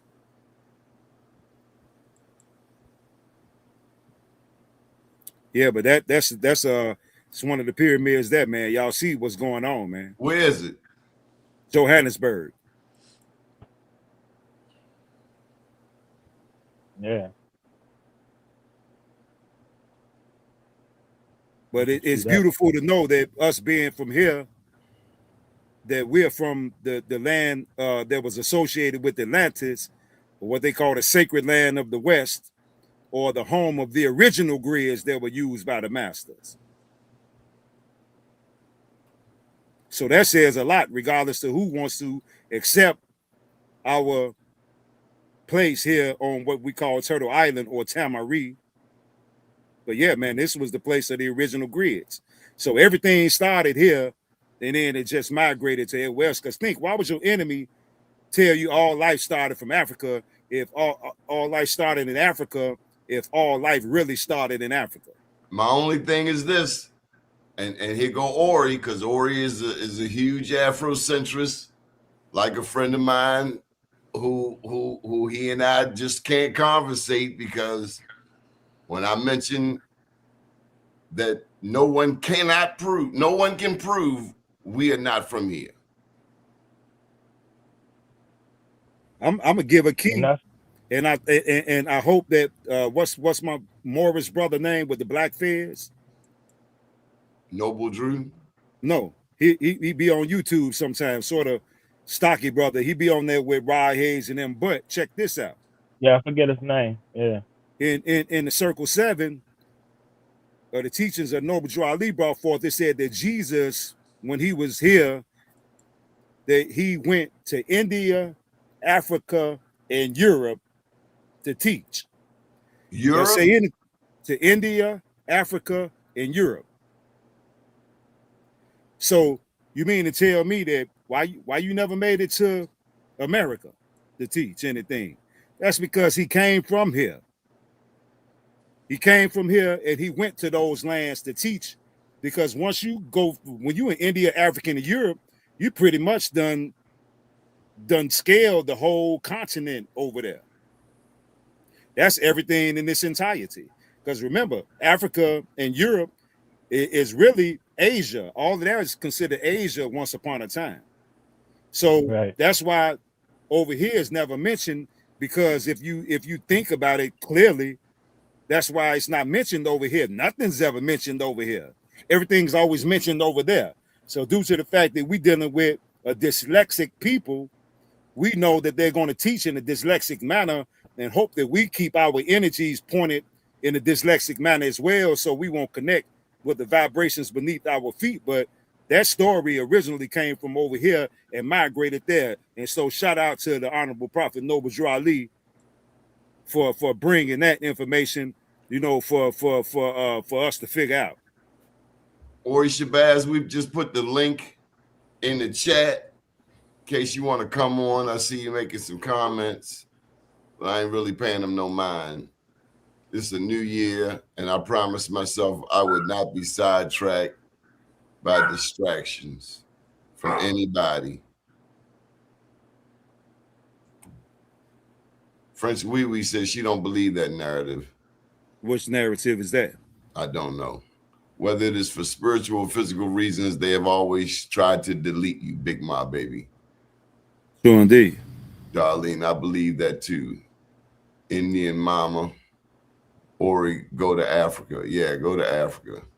We can be from here, no issue with that. Okay, however, human life began in Africa. That's where the evidence points. I would have to agree with you, Ori. What evidence is that? The San Bushman, the DNA, the DNA of the San Bushmen. The San Bushmen have the oldest DNA on Earth. That's what they say. Well, I gotta add in on this show, it has been brought out about Robert Perry. So there you go, Ori. Robert Perry. Like I said, the same people who have been colonizing our people, they were the original ones who kept pushing the narrative about us being from Africa. So what I don't understand about our people is that we can let go of some of their stories, but we can't let go of 100% of them. I think it's a process, though. You got to be fair.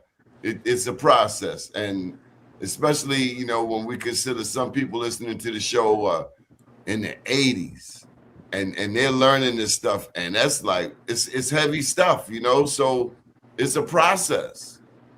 It's a process of unlearning. Well, if we were here before Adam, then we were also here before Africa. Indeed. Right? So we're constantly using terms, right, that come from an English colonialist lexicon, right? So we're the people of the earth. We're the natural people of the earth. Yes, sir. So we're gonna find us everywhere. Yes, sir. You can constantly go with this debate of who's first or who's this or who's that. Okay, and that I mean, I'm not saying that that's not a worthwhile study if that's your thing, but it seems to me we are from everywhere. Yeah, if we could be indigenous everywhere else, why wouldn't we? That's my question. Why wouldn't we be indigenous here? Why Because can't That's we? I mean, maybe it's maybe that's the maybe hope. maybe impossible to fathom that. maybe we're not good enough to be from here. And Or that's the here is the big secret. Here is where the and big that's secret is at, Right. like and you that's were speaking to and that before. and that's the thing though, because if you look at certain studies and certain brothers that give you the breakdown of ancient Chicago or Egypt and Memphis, and you know what I'm saying, the Hebrews in Florida, or the Ohio Valley civilization, the Mississippians, Cahokia. Cahokia was before Africa or Africans stepped foot on the land. And they keep talking about those people disappear. Why every time over here, Man, these people is just flat out disappearing? They ain't disappearing. Right. It's not possible they disappear into what we call today. Yeah, they gave them all Georgia. blankets with smallpox. That's the story they tell. Yeah, they killed everybody with a That's jacket and smallpox. but That's their popular. disappearance make it Yeah. seems like they just disappeared either into thin air or they left.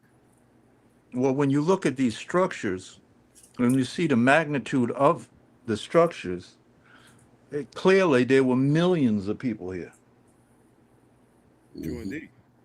Yeah, they right? know that by the food that was, the three sisters and the corn and all that, and the beans and the squash. They know that these areas fed millions of folks. You know what I'm saying? So if They- one was part of the destruction, you can see how generations later they would want to be in denial of that reality. It's really very Right. simple. Really very Yeah. simple. But the beauty of this all is that these shorties, you're not gonna be able to come to them with the out of Africa theory, or the Father, Son, and the Holy Ghost theory, or I was in the store and seen some little young dudes and they was getting some vegetables and some of these vegetable drinks, and so they was eating healthy. So the same old stuff and spell that we have been under for the last 400 or 500 years, some of us have awakened from that spell, and some of us may awaken slowly, and some of us may stay in that spell. But All we right, know here you go. Here your Yeah. pop quiz. Here your first pop quiz of 2026, 2026. You ready? I'm gonna ask you all. Here's the question: do you believe in Adam and Eve? Yes or no? So no, N- not the story, No, but I no. no. Mm-mm. No. But it's impossible for a woman to be created from a man. That's not And even that's what I scientifically, genetic, biologically possible for God to pull a woman out of a man's rib. and that's what But I see, always everything was ask. told in reverse, though. I always ask that. What is it that a man have in his rib that a woman can come from? It's nothing. It's nothing. Correct. And what if they were short ribs? Right. It really wouldn't work, Can I say something just for thought? Mm. So they talk about chromosomes.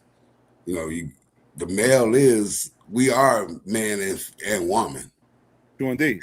The man is, and woman is just woman.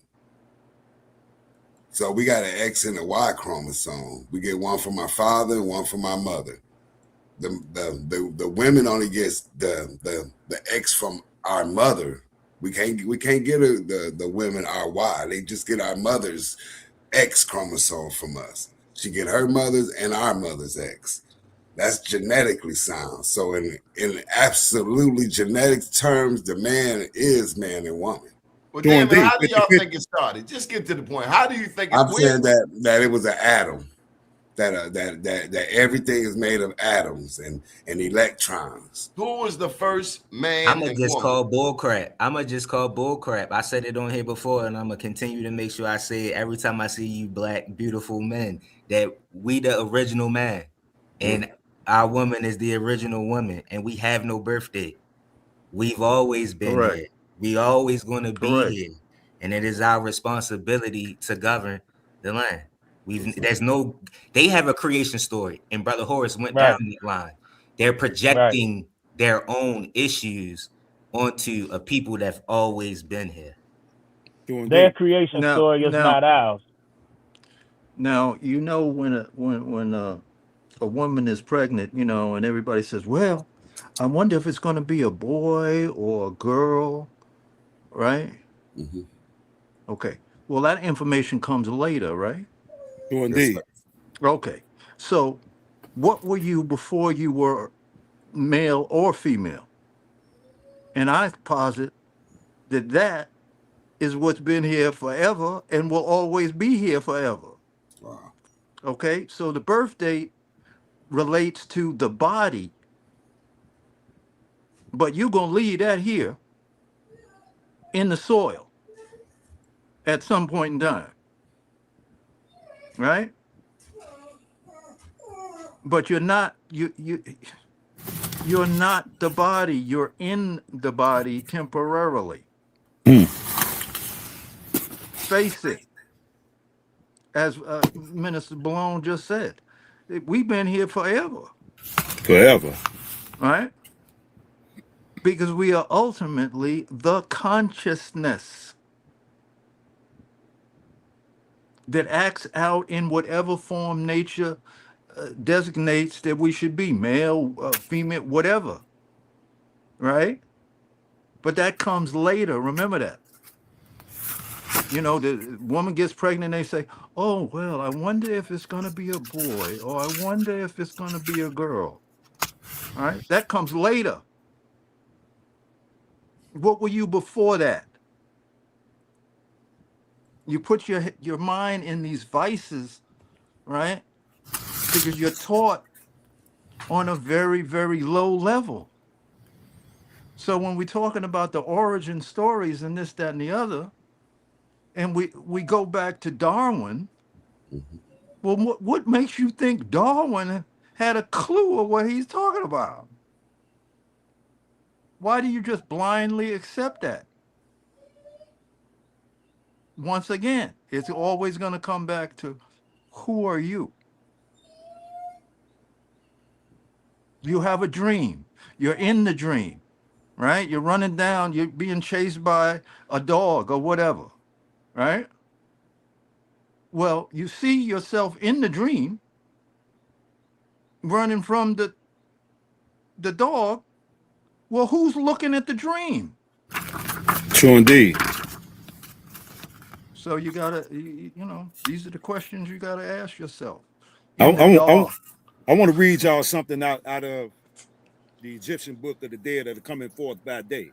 Mm. And it says that the scribe Ani, standing with hands raised in adoration before a table of offerings, consisted of haunches of beef, loaves of bread and cake, vases of wine and oil, fruits, lotus, and other flowers. He wears a fringed white saffron colored linen garment and has a wig, necklace, and bracelets. Now, here it is right here. Behind him stands his wife, Osiris,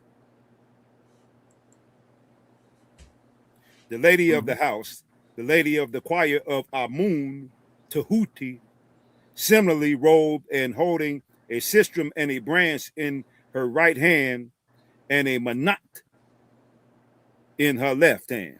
So now, how is it in this passage that his wife is Osiris? Mm-hmm. If Osiris is male, because we're dealing with energies here. Right. So now these energies, which are all of the same, because we think that Osiris and Ra and Horus and Neb, Het, and Anubis are different deities. No, they're different aspects of that one source. Right. So when we dealing with the male and female argument of dealing with Tiamat, well, like Minister Malone was saying, well, one of y'all was saying about the X chromosome. Well, if you look at the X and the Y is nothing but an X with a broken limb. And see, they patterned the English language after the female, because we got the M for mother, but then we got a W for a womb. So now when you look at those two letters, they depict a woman laying on her back with her legs going in either direction. So they knew what they was doing, man, reversing this story, and so that we would become dyslexic. Because even right now, we read and write from what? From left to right. That's dyslexia.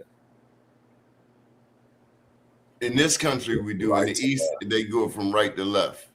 That's because they're not dyslexic, but we're dealing with a group of people who wanted us to be dyslexic. So everything that they've ever taught us was backwards. Like I said, according to the laws of physics, heat rises to the top, but then they tell us that it's hot down south and cold up north. Make it make sense. Right. So my theory about the Midwest being the Middle East, due to the fact that everything is backwards and none of those events took place over there, from the biblical references, everything started here in the land of the original grids, then why couldn't it possibly be the Mid-East? Because remember, Noble Ali said Detroit is doomed. He said Chicago is doomed, but he said Chicago will be our new Mecca. Okay, so let me shift gears a bit. Here's another one. We rolling. Do you believe in reincarnation? Was it Tina Marie? She said if you're angry, you're coming back again. She says, I don't want to come back no more. Is that what she said, Planet? You're looking at your recreation, your reincarnation when you look at your children. But we reincarnated every day, though. Yeah, Right. I believe in reincarnation Right. in a lot of different ways. The moon is reincarnating, the sun is reincarnating, various different things. But I just, it's not as easy as you coming back as a cat because you was an a-hole in one lifetime, right? But is But the I do moon and believe all in that? our essence. Is that is personified. reincarnating, or is it just rotation? Is it I still mean, something I think it's the same place? how we describe it, because we say energy never dies, just transfer and transform. So if we Yes, moving sir. off that same concept, and we are the consciousness that exists in this physical realm, what does that energy do? It reincarnates itself. Well, we know that in can't think of the name of the book, but it was speaking of if a person dies and grass grows in that spot where he dies at, and the animal eats that grass. I've been here before. I just like saying that we only got one birthday. And, people celebrating birthdays every year is false. You get what I mean? Right. Because you're only born one time. Well, according to science, there's only 7 days in a year. He said that's how they bind us to those contracts based on the name that our mother allegedly gave us while we were in the womb or coming out of the womb or what have you. But those names that we even go by are not our actual names, because we're infinite, and you can't name something infinite.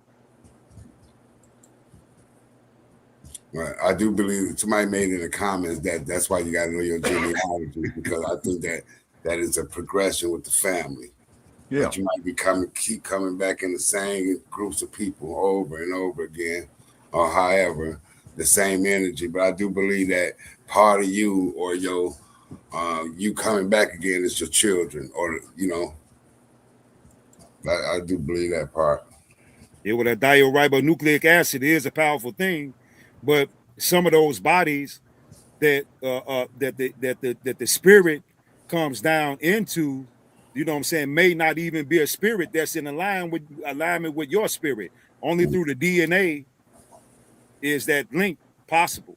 Because think about it, during the weaning ages or the rearing ages is when the family is the most, tightly knit, especially now in these days. But as you get older and you come into this knowledge, man, you be like, yeah, damn, man, this dude can't be no kin to me acting like this. Right. That's we talked about that the other day when we were talking about belief systems and how we get our own belief systems and that fractures the family. You know what I mean? So, But you know, this is also where we get those lessons from. These people, if we look at them as teachers from whatever we learn from them, whether not to deal with them or how to deal with them or whatever that is, these are the lessons that we learn, because some people have mothers that they didn't have the best relationship with, or fathers, Right, you know what I'm absolutely. saying? So that doesn't make everything. But Correct. your lesson is to learn yourself, to elevate your soul and your consciousness. Correct. But you know, I had a conversation with my cousin the other day because he's one of those wannabe Bible thumpers, and Okay. there's nothing that you can say. He started pulling up these videos by what's my man up there in Philly, with the scratchy Umar, voice. Umar. No, he's a preacher. no. I I'm said not that the sure. God said, that cat there. Okay. I know what you're talking about. But see that, All yeah, Fortunately, I don't watch him. yeah, well, you know what I'm talking about though. But he like to shoot me video. So he said, well, man, how do you know that stuff that you talking about and you believe, you know what I'm saying, is real? How you know it ain't a lie? I said, you know what? You're right. It could be a lie. But guess what? It wasn't used to colonize and slaughter my people with, so I'm going with it. Geno Jennings. Booyah. Yeah, Pastor Jennings. Yeah, man. He man. Do anybody remember? Well, when I was a kid, I know Malone and Mafia don't remember, but y'all remember the Bozo show, Bozo and Cookie. Yeah. Bucket number 6, you get the ball in bucket number 6, you get all the prizes, right? He one of them cats. I say he probably wouldn't even make it past bucket number 3. Well, I want to add one of the powerful things that is happening here is that we got a communication problem, right? Like, beliefs are fine in a practical sense, in the sense of it's the stories that we tell ourselves, hence how we build culture and things of that nature. But it's not us creating our stories anymore in order to evolve our culture and our minds and create rites of passages into adulthood, even for our adulthood, right? To continue on our learning, because learning is an evolution that you should be doing continuously. Our Indeed. systems have been diversified so much. That's what I meant by that. Like, we believe full-heartedly that we are a Baltimore Ravens fan way deeper a lot of times than we believe in what civics looks like for us as a people. And we got to What start. belief is that just not knowing? I would again start with what I believe a good definition of belief is the stories that we tell ourselves. One would say, on a collective, how well do we know ourselves? Because we aren't creating these stories. No, these are stories we are told. As children, you're told these things. So I think me and you What are, we tell our again, children. I think we're saying the same thing differently. Well, You are a saying, child's not telling themselves who they are. They're being told who they are from their parent, from their surroundings, and who's from their telling the parent these stories? True indeed. Okay, but you said we're telling ourselves. A child learns from their parents, typically. So Would you agree? again, I'm saying something metaphorically, but you're getting into one piece. But what I'm saying is, as a child, you get told by your parent, then you grow into an adult. I'm And you telling start exactly figuring what out my things for parent. yourself. Yeah. I'm telling exactly what I've been taught over and over again. So we're having the same experience. And look how the season we just went through, holiday season. That's something that's being taught down from us over and over again. True indeed. But at one point, I understand what you're saying. At some point, you begin to tell these things to yourself. So once you Exactly. can challenge that information in which you have been taught or what you have confirmed for yourself, then you can actually grow to have a different belief or a different knowledge base in which you Story that operate. you tell yourself. Exactly. No, we told it at no. We come to believe it after we've been told it so many times, and we accept it without really checking it. So we're not telling ourselves. Our environment is telling us, whether it's church, family, school, the community we live in. These are things Well, pulled in us. I think But planet. that's when you Hold become an tight, hold tight, outcast. that's basic. hold That's tight. basically I what think he's saying. planet's point a lot of times is that we center to self so that we can get to our natural understanding of who we are. But generally, most of us are influenced by the television, social media, the books we read, the stuff we're told that's poured into us before we even understand who the hell we are. You don't agree? No, I agree with you. I agree with you, Donnie. I'm saying that I agree with that. I'm just saying that at some point I questioned religion and going to church since I was 7 years old. So that's just me personally. What I question, I'm just saying at some point when you challenge that, no matter what you told, you know what I'm saying? At some point, that's when you challenge the information to create that knowledge for yourself, for us to be here to have these conversations because we have challenged what we have been programmed or told or regurgitated to ourselves. Yeah, but that's I what it's always all say about. indoctrination. Huh? All of No, I was all saying, of yeah, the we always speak on indoctrination. all of these things are speaking to exact. That's, That's what I'm saying. We're saying the same. I'm just not speaking to the symptom, but nonetheless, it's what we're telling ourselves based off of the symptoms. I get that we have symptoms, and I get that they're being told to us. So what we're speaking to when we're talking to these things, when we're in this group, I think is what are some of the ways that we evolve from that. I'm saying we have to now tell our own story. I give a quick example. Brother Myron. It's a brother who speaks about this communication issues, about getting on planes. And he was afraid to get on planes because of the beliefs that he told himself, the things that he told himself about planes. How is this big? Flying in the air. Why am I even able to be able to do this? Buses don't fly in the air. Why do planes fly in the air? He took a class to be a co-pilot so that he can learn about a plane. He found out that planes are designed so well that if hurricanes happen, a plane will fly because the wind is blowing. The plane is literally designed to fly. It That's ends right. up not working if it does not fly because of its design. What's my point? Once he changed what he told himself about the plane, now he's able to get on the plane and go to sleep and just let the plane fly. But Big he's brother, always told but himself big brother, something you different. losing me. Bring me to today. What's that mean today?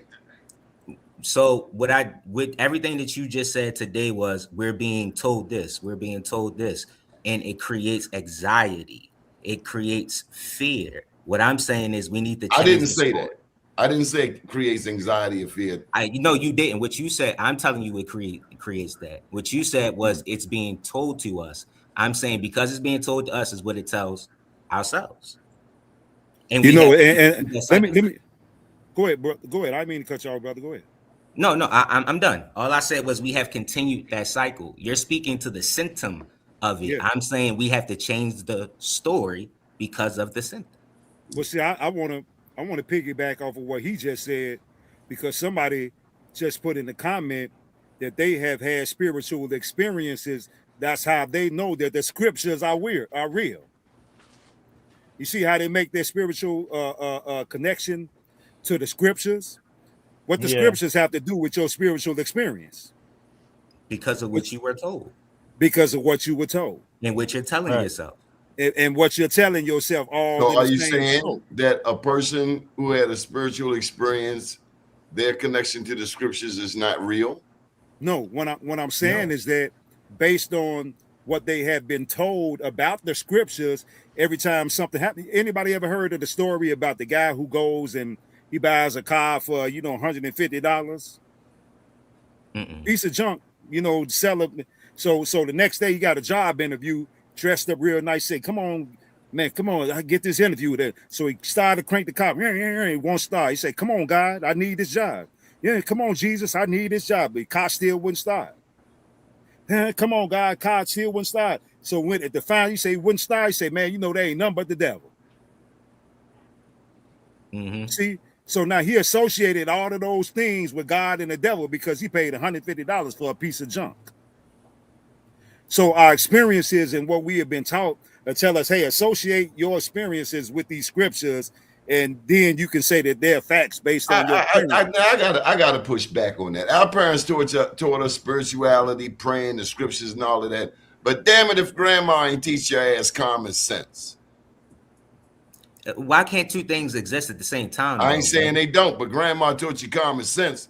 When you step out on that corner, you had some direct instructions. Look to your left, to your right, and to your left again. It wasn't no call on Jesus, Allah, Muhammad, Buddha. It was look left, right, and left again, and then cross the street. But that's a little bit out of context of what I'm saying. Yeah, the common sense part, but we are people that never needed the book to have common sense. I never said that. Or any other type of religious shenanigans to associate the things that we go through on a daily basis with this particular belief system. Well, but, the Bible, truth be told, a lot of the stories are oral tradition. Is it true that when they looked at our people in the past, it was for their religious acumen and the spiritual acumen? You remember when you look back on probably back in the 70s and in the 80s, they showed the people of old, they always held them in high regard because the ancestors had a spiritual and a religious connection.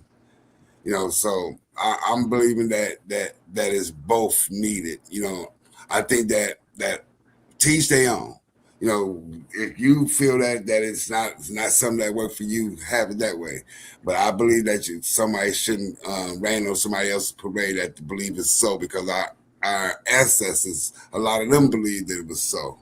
And it's like raining on their parade. Well, I had somebody argue me down that Moses parted the Red Sea. Well, you know, there's a difference between religion and spirituality. Yes, sir. Right? You can put religion on a table because it's related to a book. Yeah. You cannot put spirituality on a table. Why? Because spirituality is what? Invisible. And it's know what you're talking about. Yeah, you're talking about something invisible. You're talking about something invisible. So what means do you have to connect with something invisible? Indeed. I tell you, your actions. Your actions. Because you can read all the books you want, but if you treat people greasy, if you lie, if you steal, if you kill, if you destroy, he's a damn devil, whatever you want to call it. And that sounds like the people who have been in charge of the narrative that they have been pumping into us for the last 400 years. I'm not sure I understand what you're saying. He's saying that white folk have been doing that for a long time. Not just white folk, but that's been a part of the natural law of things, kind of, and in the space of humans for a while. It's not a good thing, but that has happened in the relations of people for a long time, and it's not going to stop. The question is, who's going to govern it, and who's governing you and your people, the people that you care about. Indeed.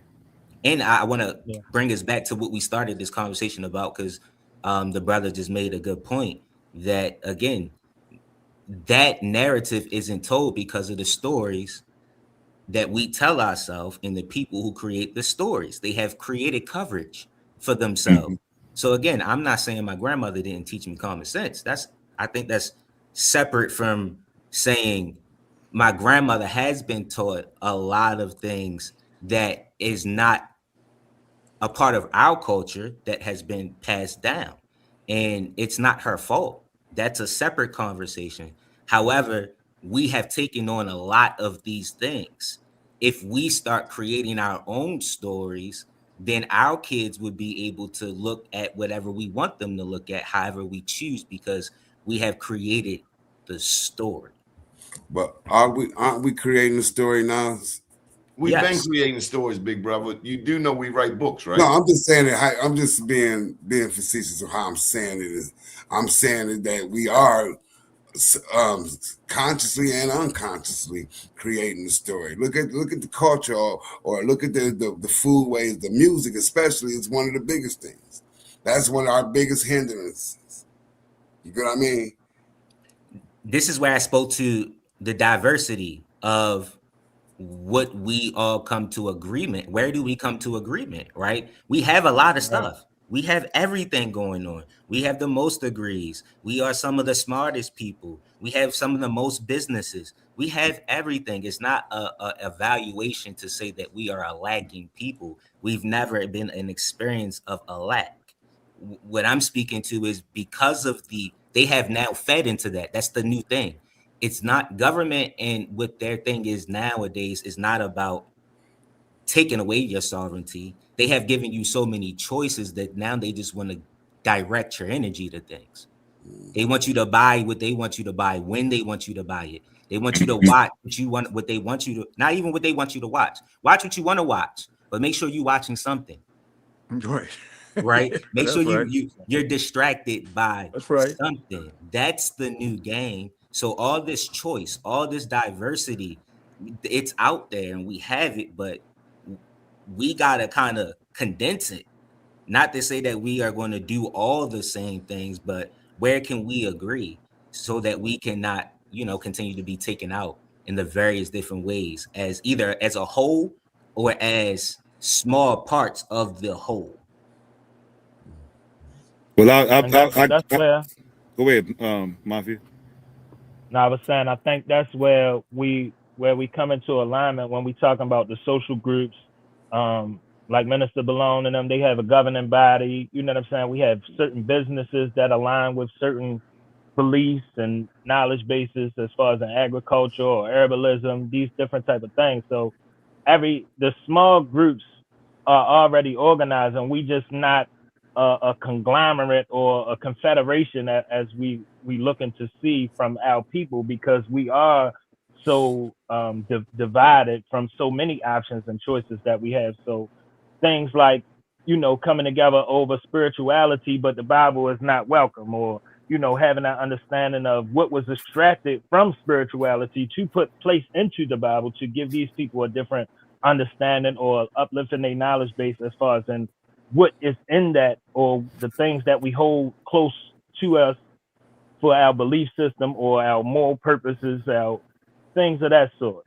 And condensing it, as you say, like condensing it to find what are the common grounds that we do come together on, so that we can move forward and put everything else in its proper place as that. It's like some people might get a store with no product, but it's better to have a product before you get a storefront. Right. Well, with that being said, if we got a brother from the Hindu pantheon, another brother from the Shinto pantheon, another brother from the Mayan pantheon. Now they come from different geographical locations with different idealisms, and just say we got a brother from the Yoruba pantheon. Would they be able to come together and agree? I would hope that we would try to keep it like people that's in America, right? Like South, North, Central America, right?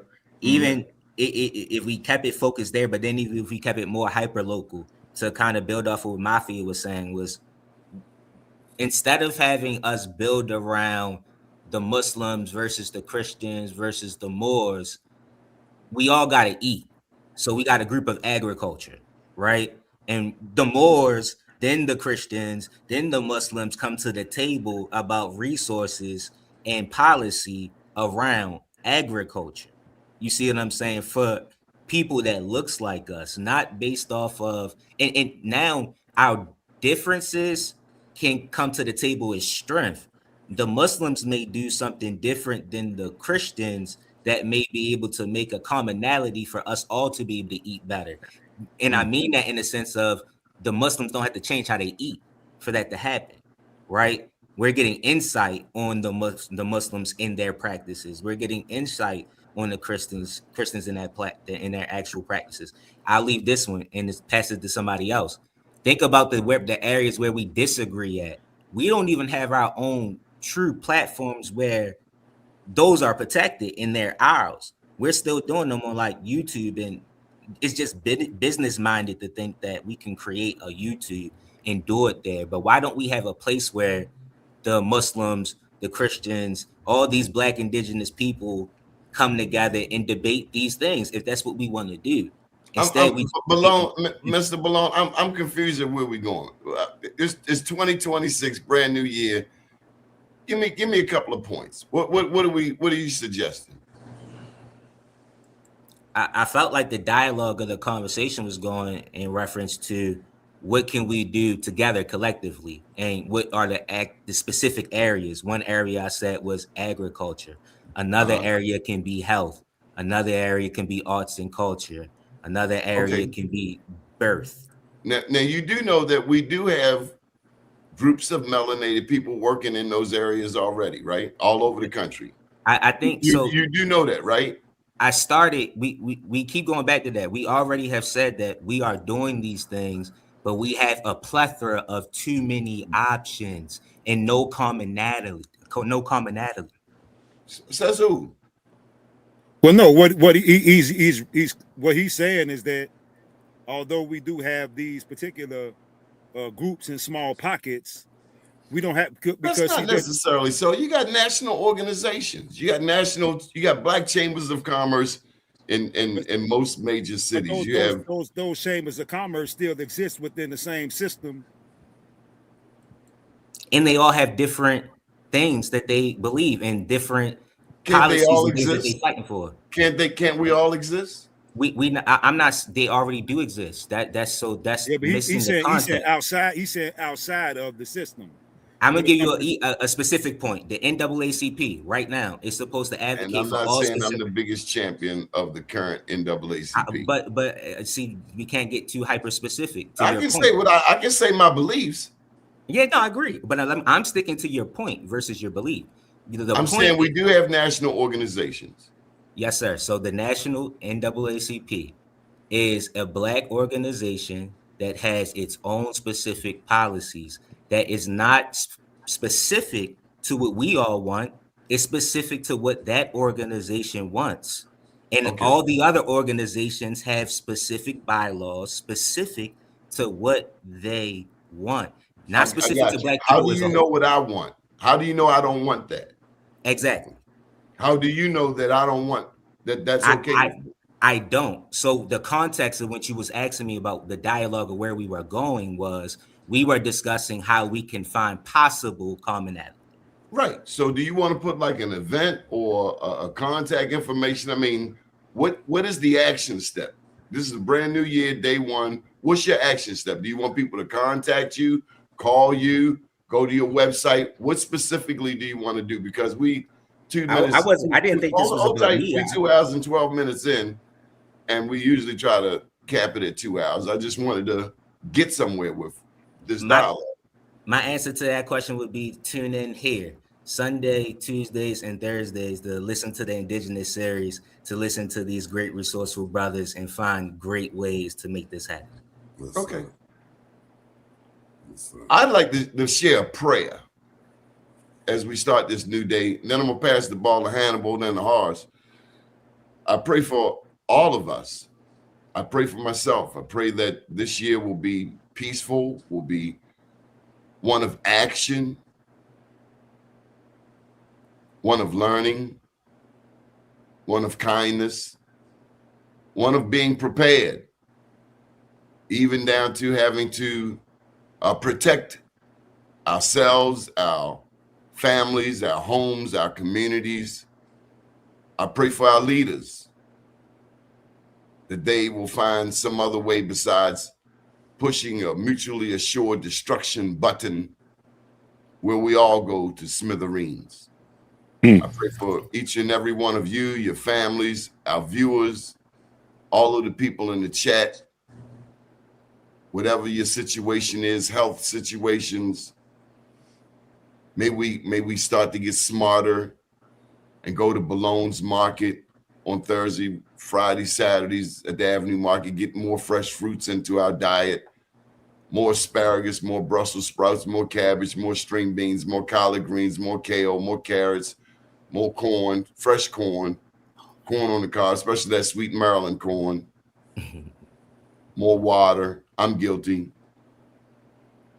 Less coffee, less tea, less Pepsi. I'm guilty.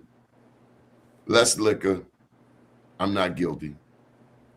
And less all the other things. Lessen the negativities, enhance the positives, forgiveness, getting rid of bitterness, teaching us to listen more, blessing me to stop cutting off planet.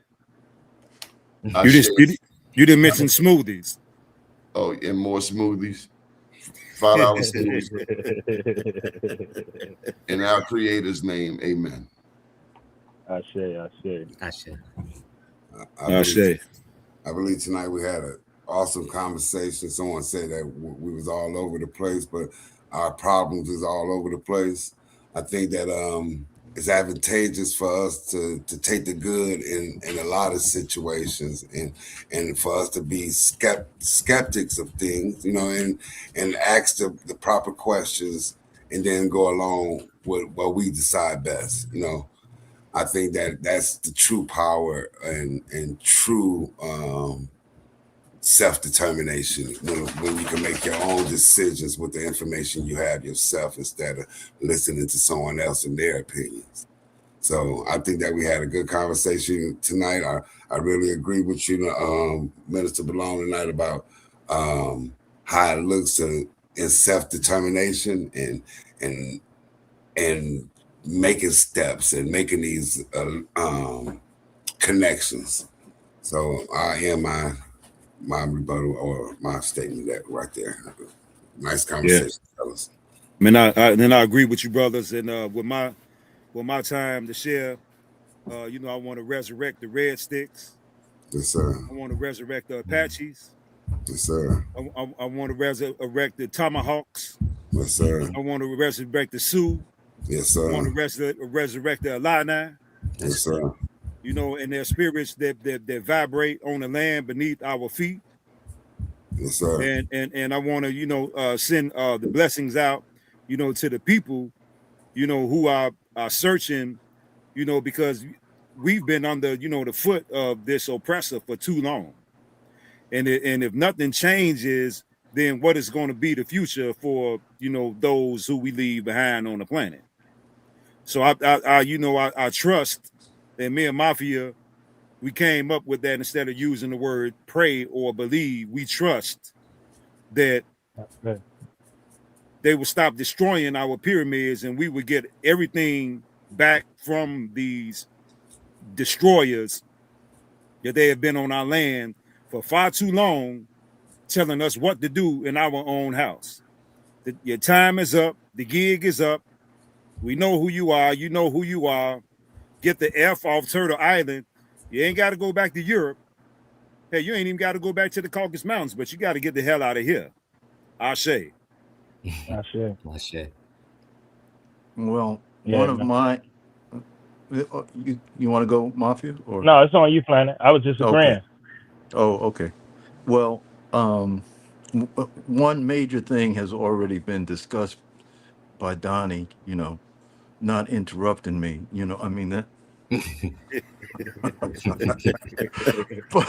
but aside from that, this is the more difficult thing. That's easy. But this is what I wish for. All right.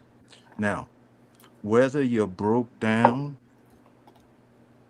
whether you're an addict, whether you're incarcerated, whether you've just been in a horrific accident and you're disfigured,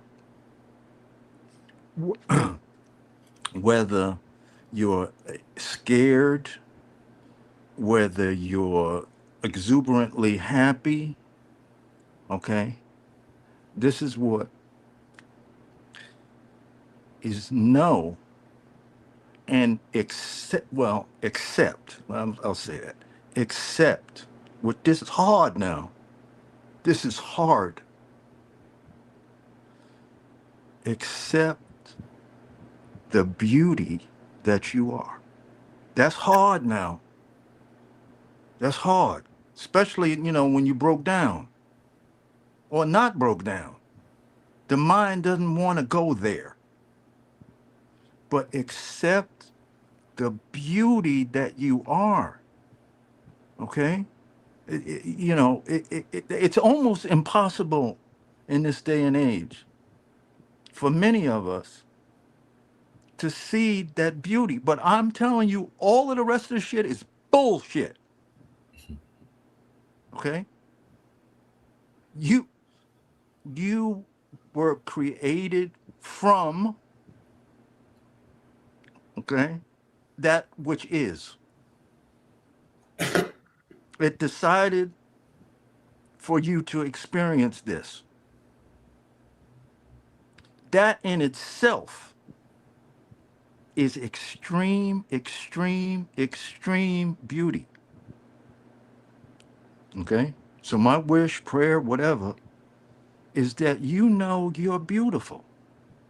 Because each and every one of you, believe it or not, I know, believe it or not, is beautiful beyond compare.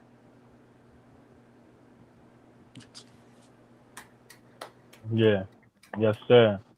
Yeah, I just want to say, I like to think of myself as everything and nothing at the same time. So I might not have all the answers, but I have solutions. You know what I'm saying? I might not can answer every question with a definitive answer that you may be looking for. So, but I can provide the information or my knowledge base. So I am that I am. Therefore, we are. Therefore, I am that I am. I say. I say.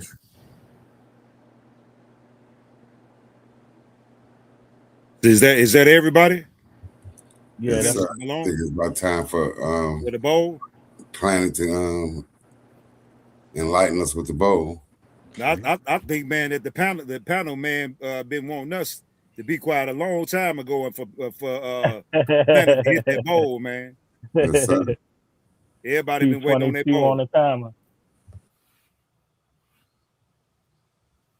Okay, now I'm going to hit the bowl, but instead of us doing the breathing, right, I want us just for now, for 1 minute,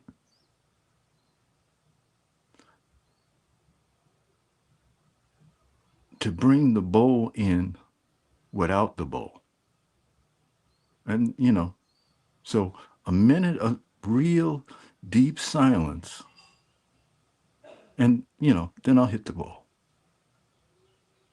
Okay? Okay. On three. 1, 2,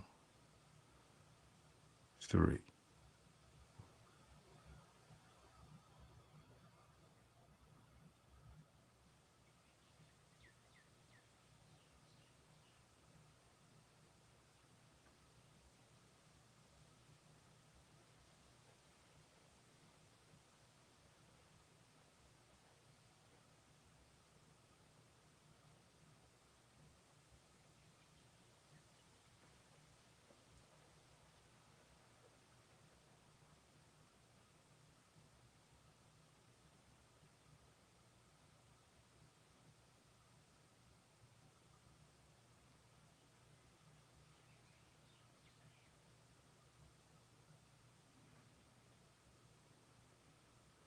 That's your beauty, you all. That's your beauty. No one can take that away from you. Whatever situation you're in, that's your beauty.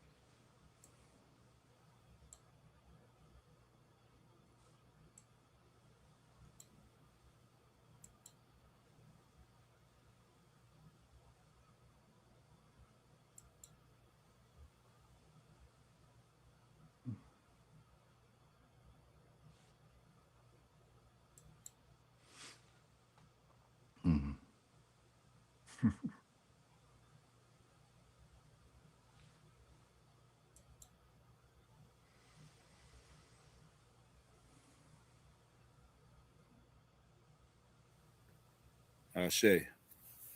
I say. Man, that bold is a powerful demonstration. It's a pointer. No, true indeed. True indeed. You know, a lot of people are going through things and they listen to the show and they find some peace here. So Balone, Mafia, Hannibal, Harsh Planet, we have important work to do. People count on us. And thank y'all for keep showing up. I say. Oh yeah, y'all want this on? Y'all want these libations? Absolutely. Oh man, we're gonna start the new year off without them. Of course, we want the libations, man. Stop playing. I'm just making sure, man. Come on, Chicago. See, that's how you act when you're in first place. That's what it is. I know it's the Chicago Bear thing. It ain't over yet, bruh. It ain't over yet, bruh. But let me tell you something, man. Before this year, I had given up on the Bears. So I had two teams in the NFL. You never believe what those two teams were. The Ravens. That's one of them, and San Fran was the other. But I've been a San Fran fan since I was a shorty. But I started liking the Ravens when Warrior Dunn was there. Okay. But that other cat that y'all got now, man, he a beast. What's his name, man? They can't stop that dude, man. Oh, they Henry. Lamar Jackson. Lamar Jackson. Man, that dude, he a monster with it, man. Montana was a beast. Long before Brady, Montana come down, Jerry Rice, 80-yard out the break. Man, hey, that was America's team before the Cowboys, I think. Yeah, I used to like that linebacker they had in San Fran? Ronnie Lott. Was it Ronnie Lott? He was the safety. Yeah, it was Lott. Ronnie Lott was the safety. Ronnie Lott was a killer. Yeah, he was a bad man, but they had somebody else. I can't, when you put me on the spot, I can't think of it. It'll come to me when I ain't trying to. Ronnie Lott had them eyes, man. He be reading the defense. Woo. Yeah, brothers. Here I come with these. I want to start off by giving honors to Prophet Noble Ali, the great Queen Neitha, the most honorable Empress Vidayasi, the most honorable Chief Redbird, the honorable Chief Warhorse, the honorable Kimba Vida of the Congo, the honorable Dr. Francis C. Wilson, the honorable Dr. Ari Khanna, Sister Shahrazad Ali, Ashada Sakur, Angela Davis, Mama T, Vicky Diller, Sister Myra, Dr. Joy DeGrew, the Chris, the honorable Elijah Muhammad, Malcolm Malik El Shabazz, Queen Valadhara, Renita El Hare Bey, Dr. Khaled Abdul Muhammad, Dr. Delbert Blair, the Honorable Taj Tariq Bey and Dr. G, the Honorable Dr. Claude Anderson, Sun Ra, Professor Patrice Lumumba, Professor PLO Lumumba, C. Freeman Hill, Dr. Martin Luther King, Jay Guevara, the Most Honorable Dr. Malachi York, Omalia Satila, Julius Malema, President Ibrahim Traore, General Barbecue of Haiti, the beloved brother Bobby Hemmett, the Honorable Reverend Phil Valentine, Nellie Fuller, Fred Hampton, the Honorable Minister Louis Farrakhan, Clarence 13X, Anthony T. Browder, Professor James Small, Booker T. Coleman, Rod Hayes, Young Elder, Dr. Ray Higgins,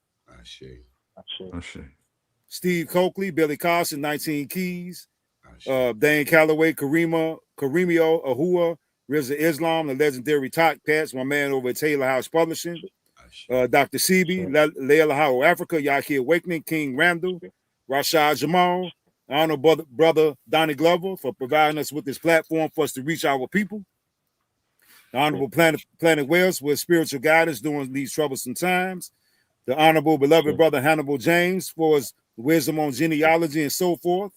The wise and intelligent brother Mafia Shakur for his knowledge and input, and the beloved brother and honorable Minister Balone for his intelligence and his wisdom as well, and all of our viewers who are 100% on our team in this monumental and indigenous movement here on Turtle Island without any questions asked. Ashe.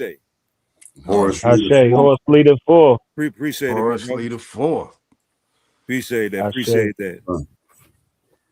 Yes, sir. Hannibal, you ain't plug your website, man. You need to put that in the chat and stop playing. And Yes, Balone, sir. why don't you put the information in the chat? Why don't y'all look? We got to connect people. Connect people. I'm gonna put my email. If you want to join this show, I hear a lot of you saying we should get so and so on the show. Well, you get them.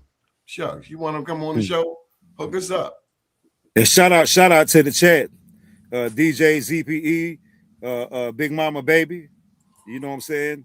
DJ Sweetness, Divine Writers, and I also want to give a special shout out to the sister Secrete Balance as well. Ashe.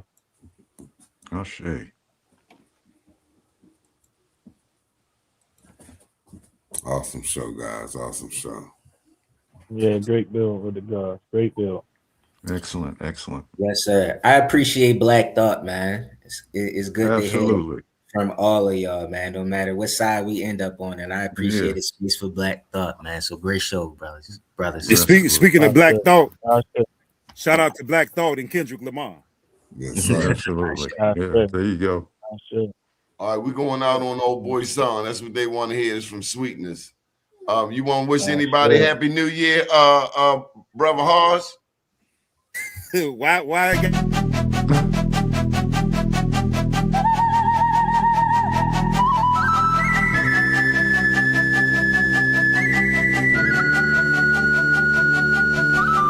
It's Muscoco, Ricky, Nico, Lucusi, Johnny, Gators, and Mussolini, Hannibal, Twist in this party. Red Nana, Red Tsunami, Red Creeks in the Red Ferrari, Red Claim, will hide your bodies, Medical, and Exabani, Yaya, Bless. They call me Mr. Manifest. You fellas screaming out the chat. I got this technique better. I found my destination through a red light. Rock your soul through the daylight. Hot jump going crazy, right? Nancy going crazy, right up, man, fight. I'm purple hazy through the night. I'm thinking chili out of spite. I'm making suki for the slice. I'm speaking Alabama cream. I'm chopping corn through the streets. I vodka raiders out of date. Koozie King is out of range.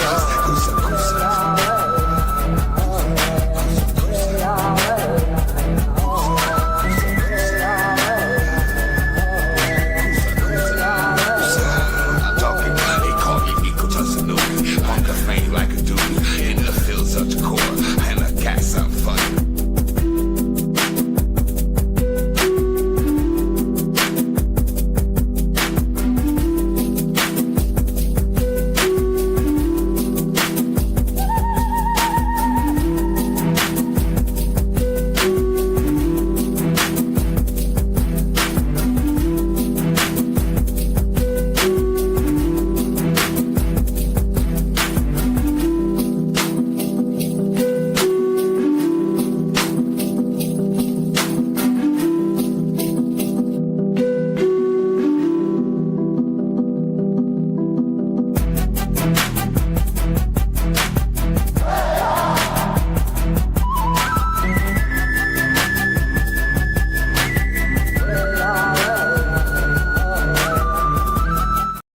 At least about 5 o'clock in the morning.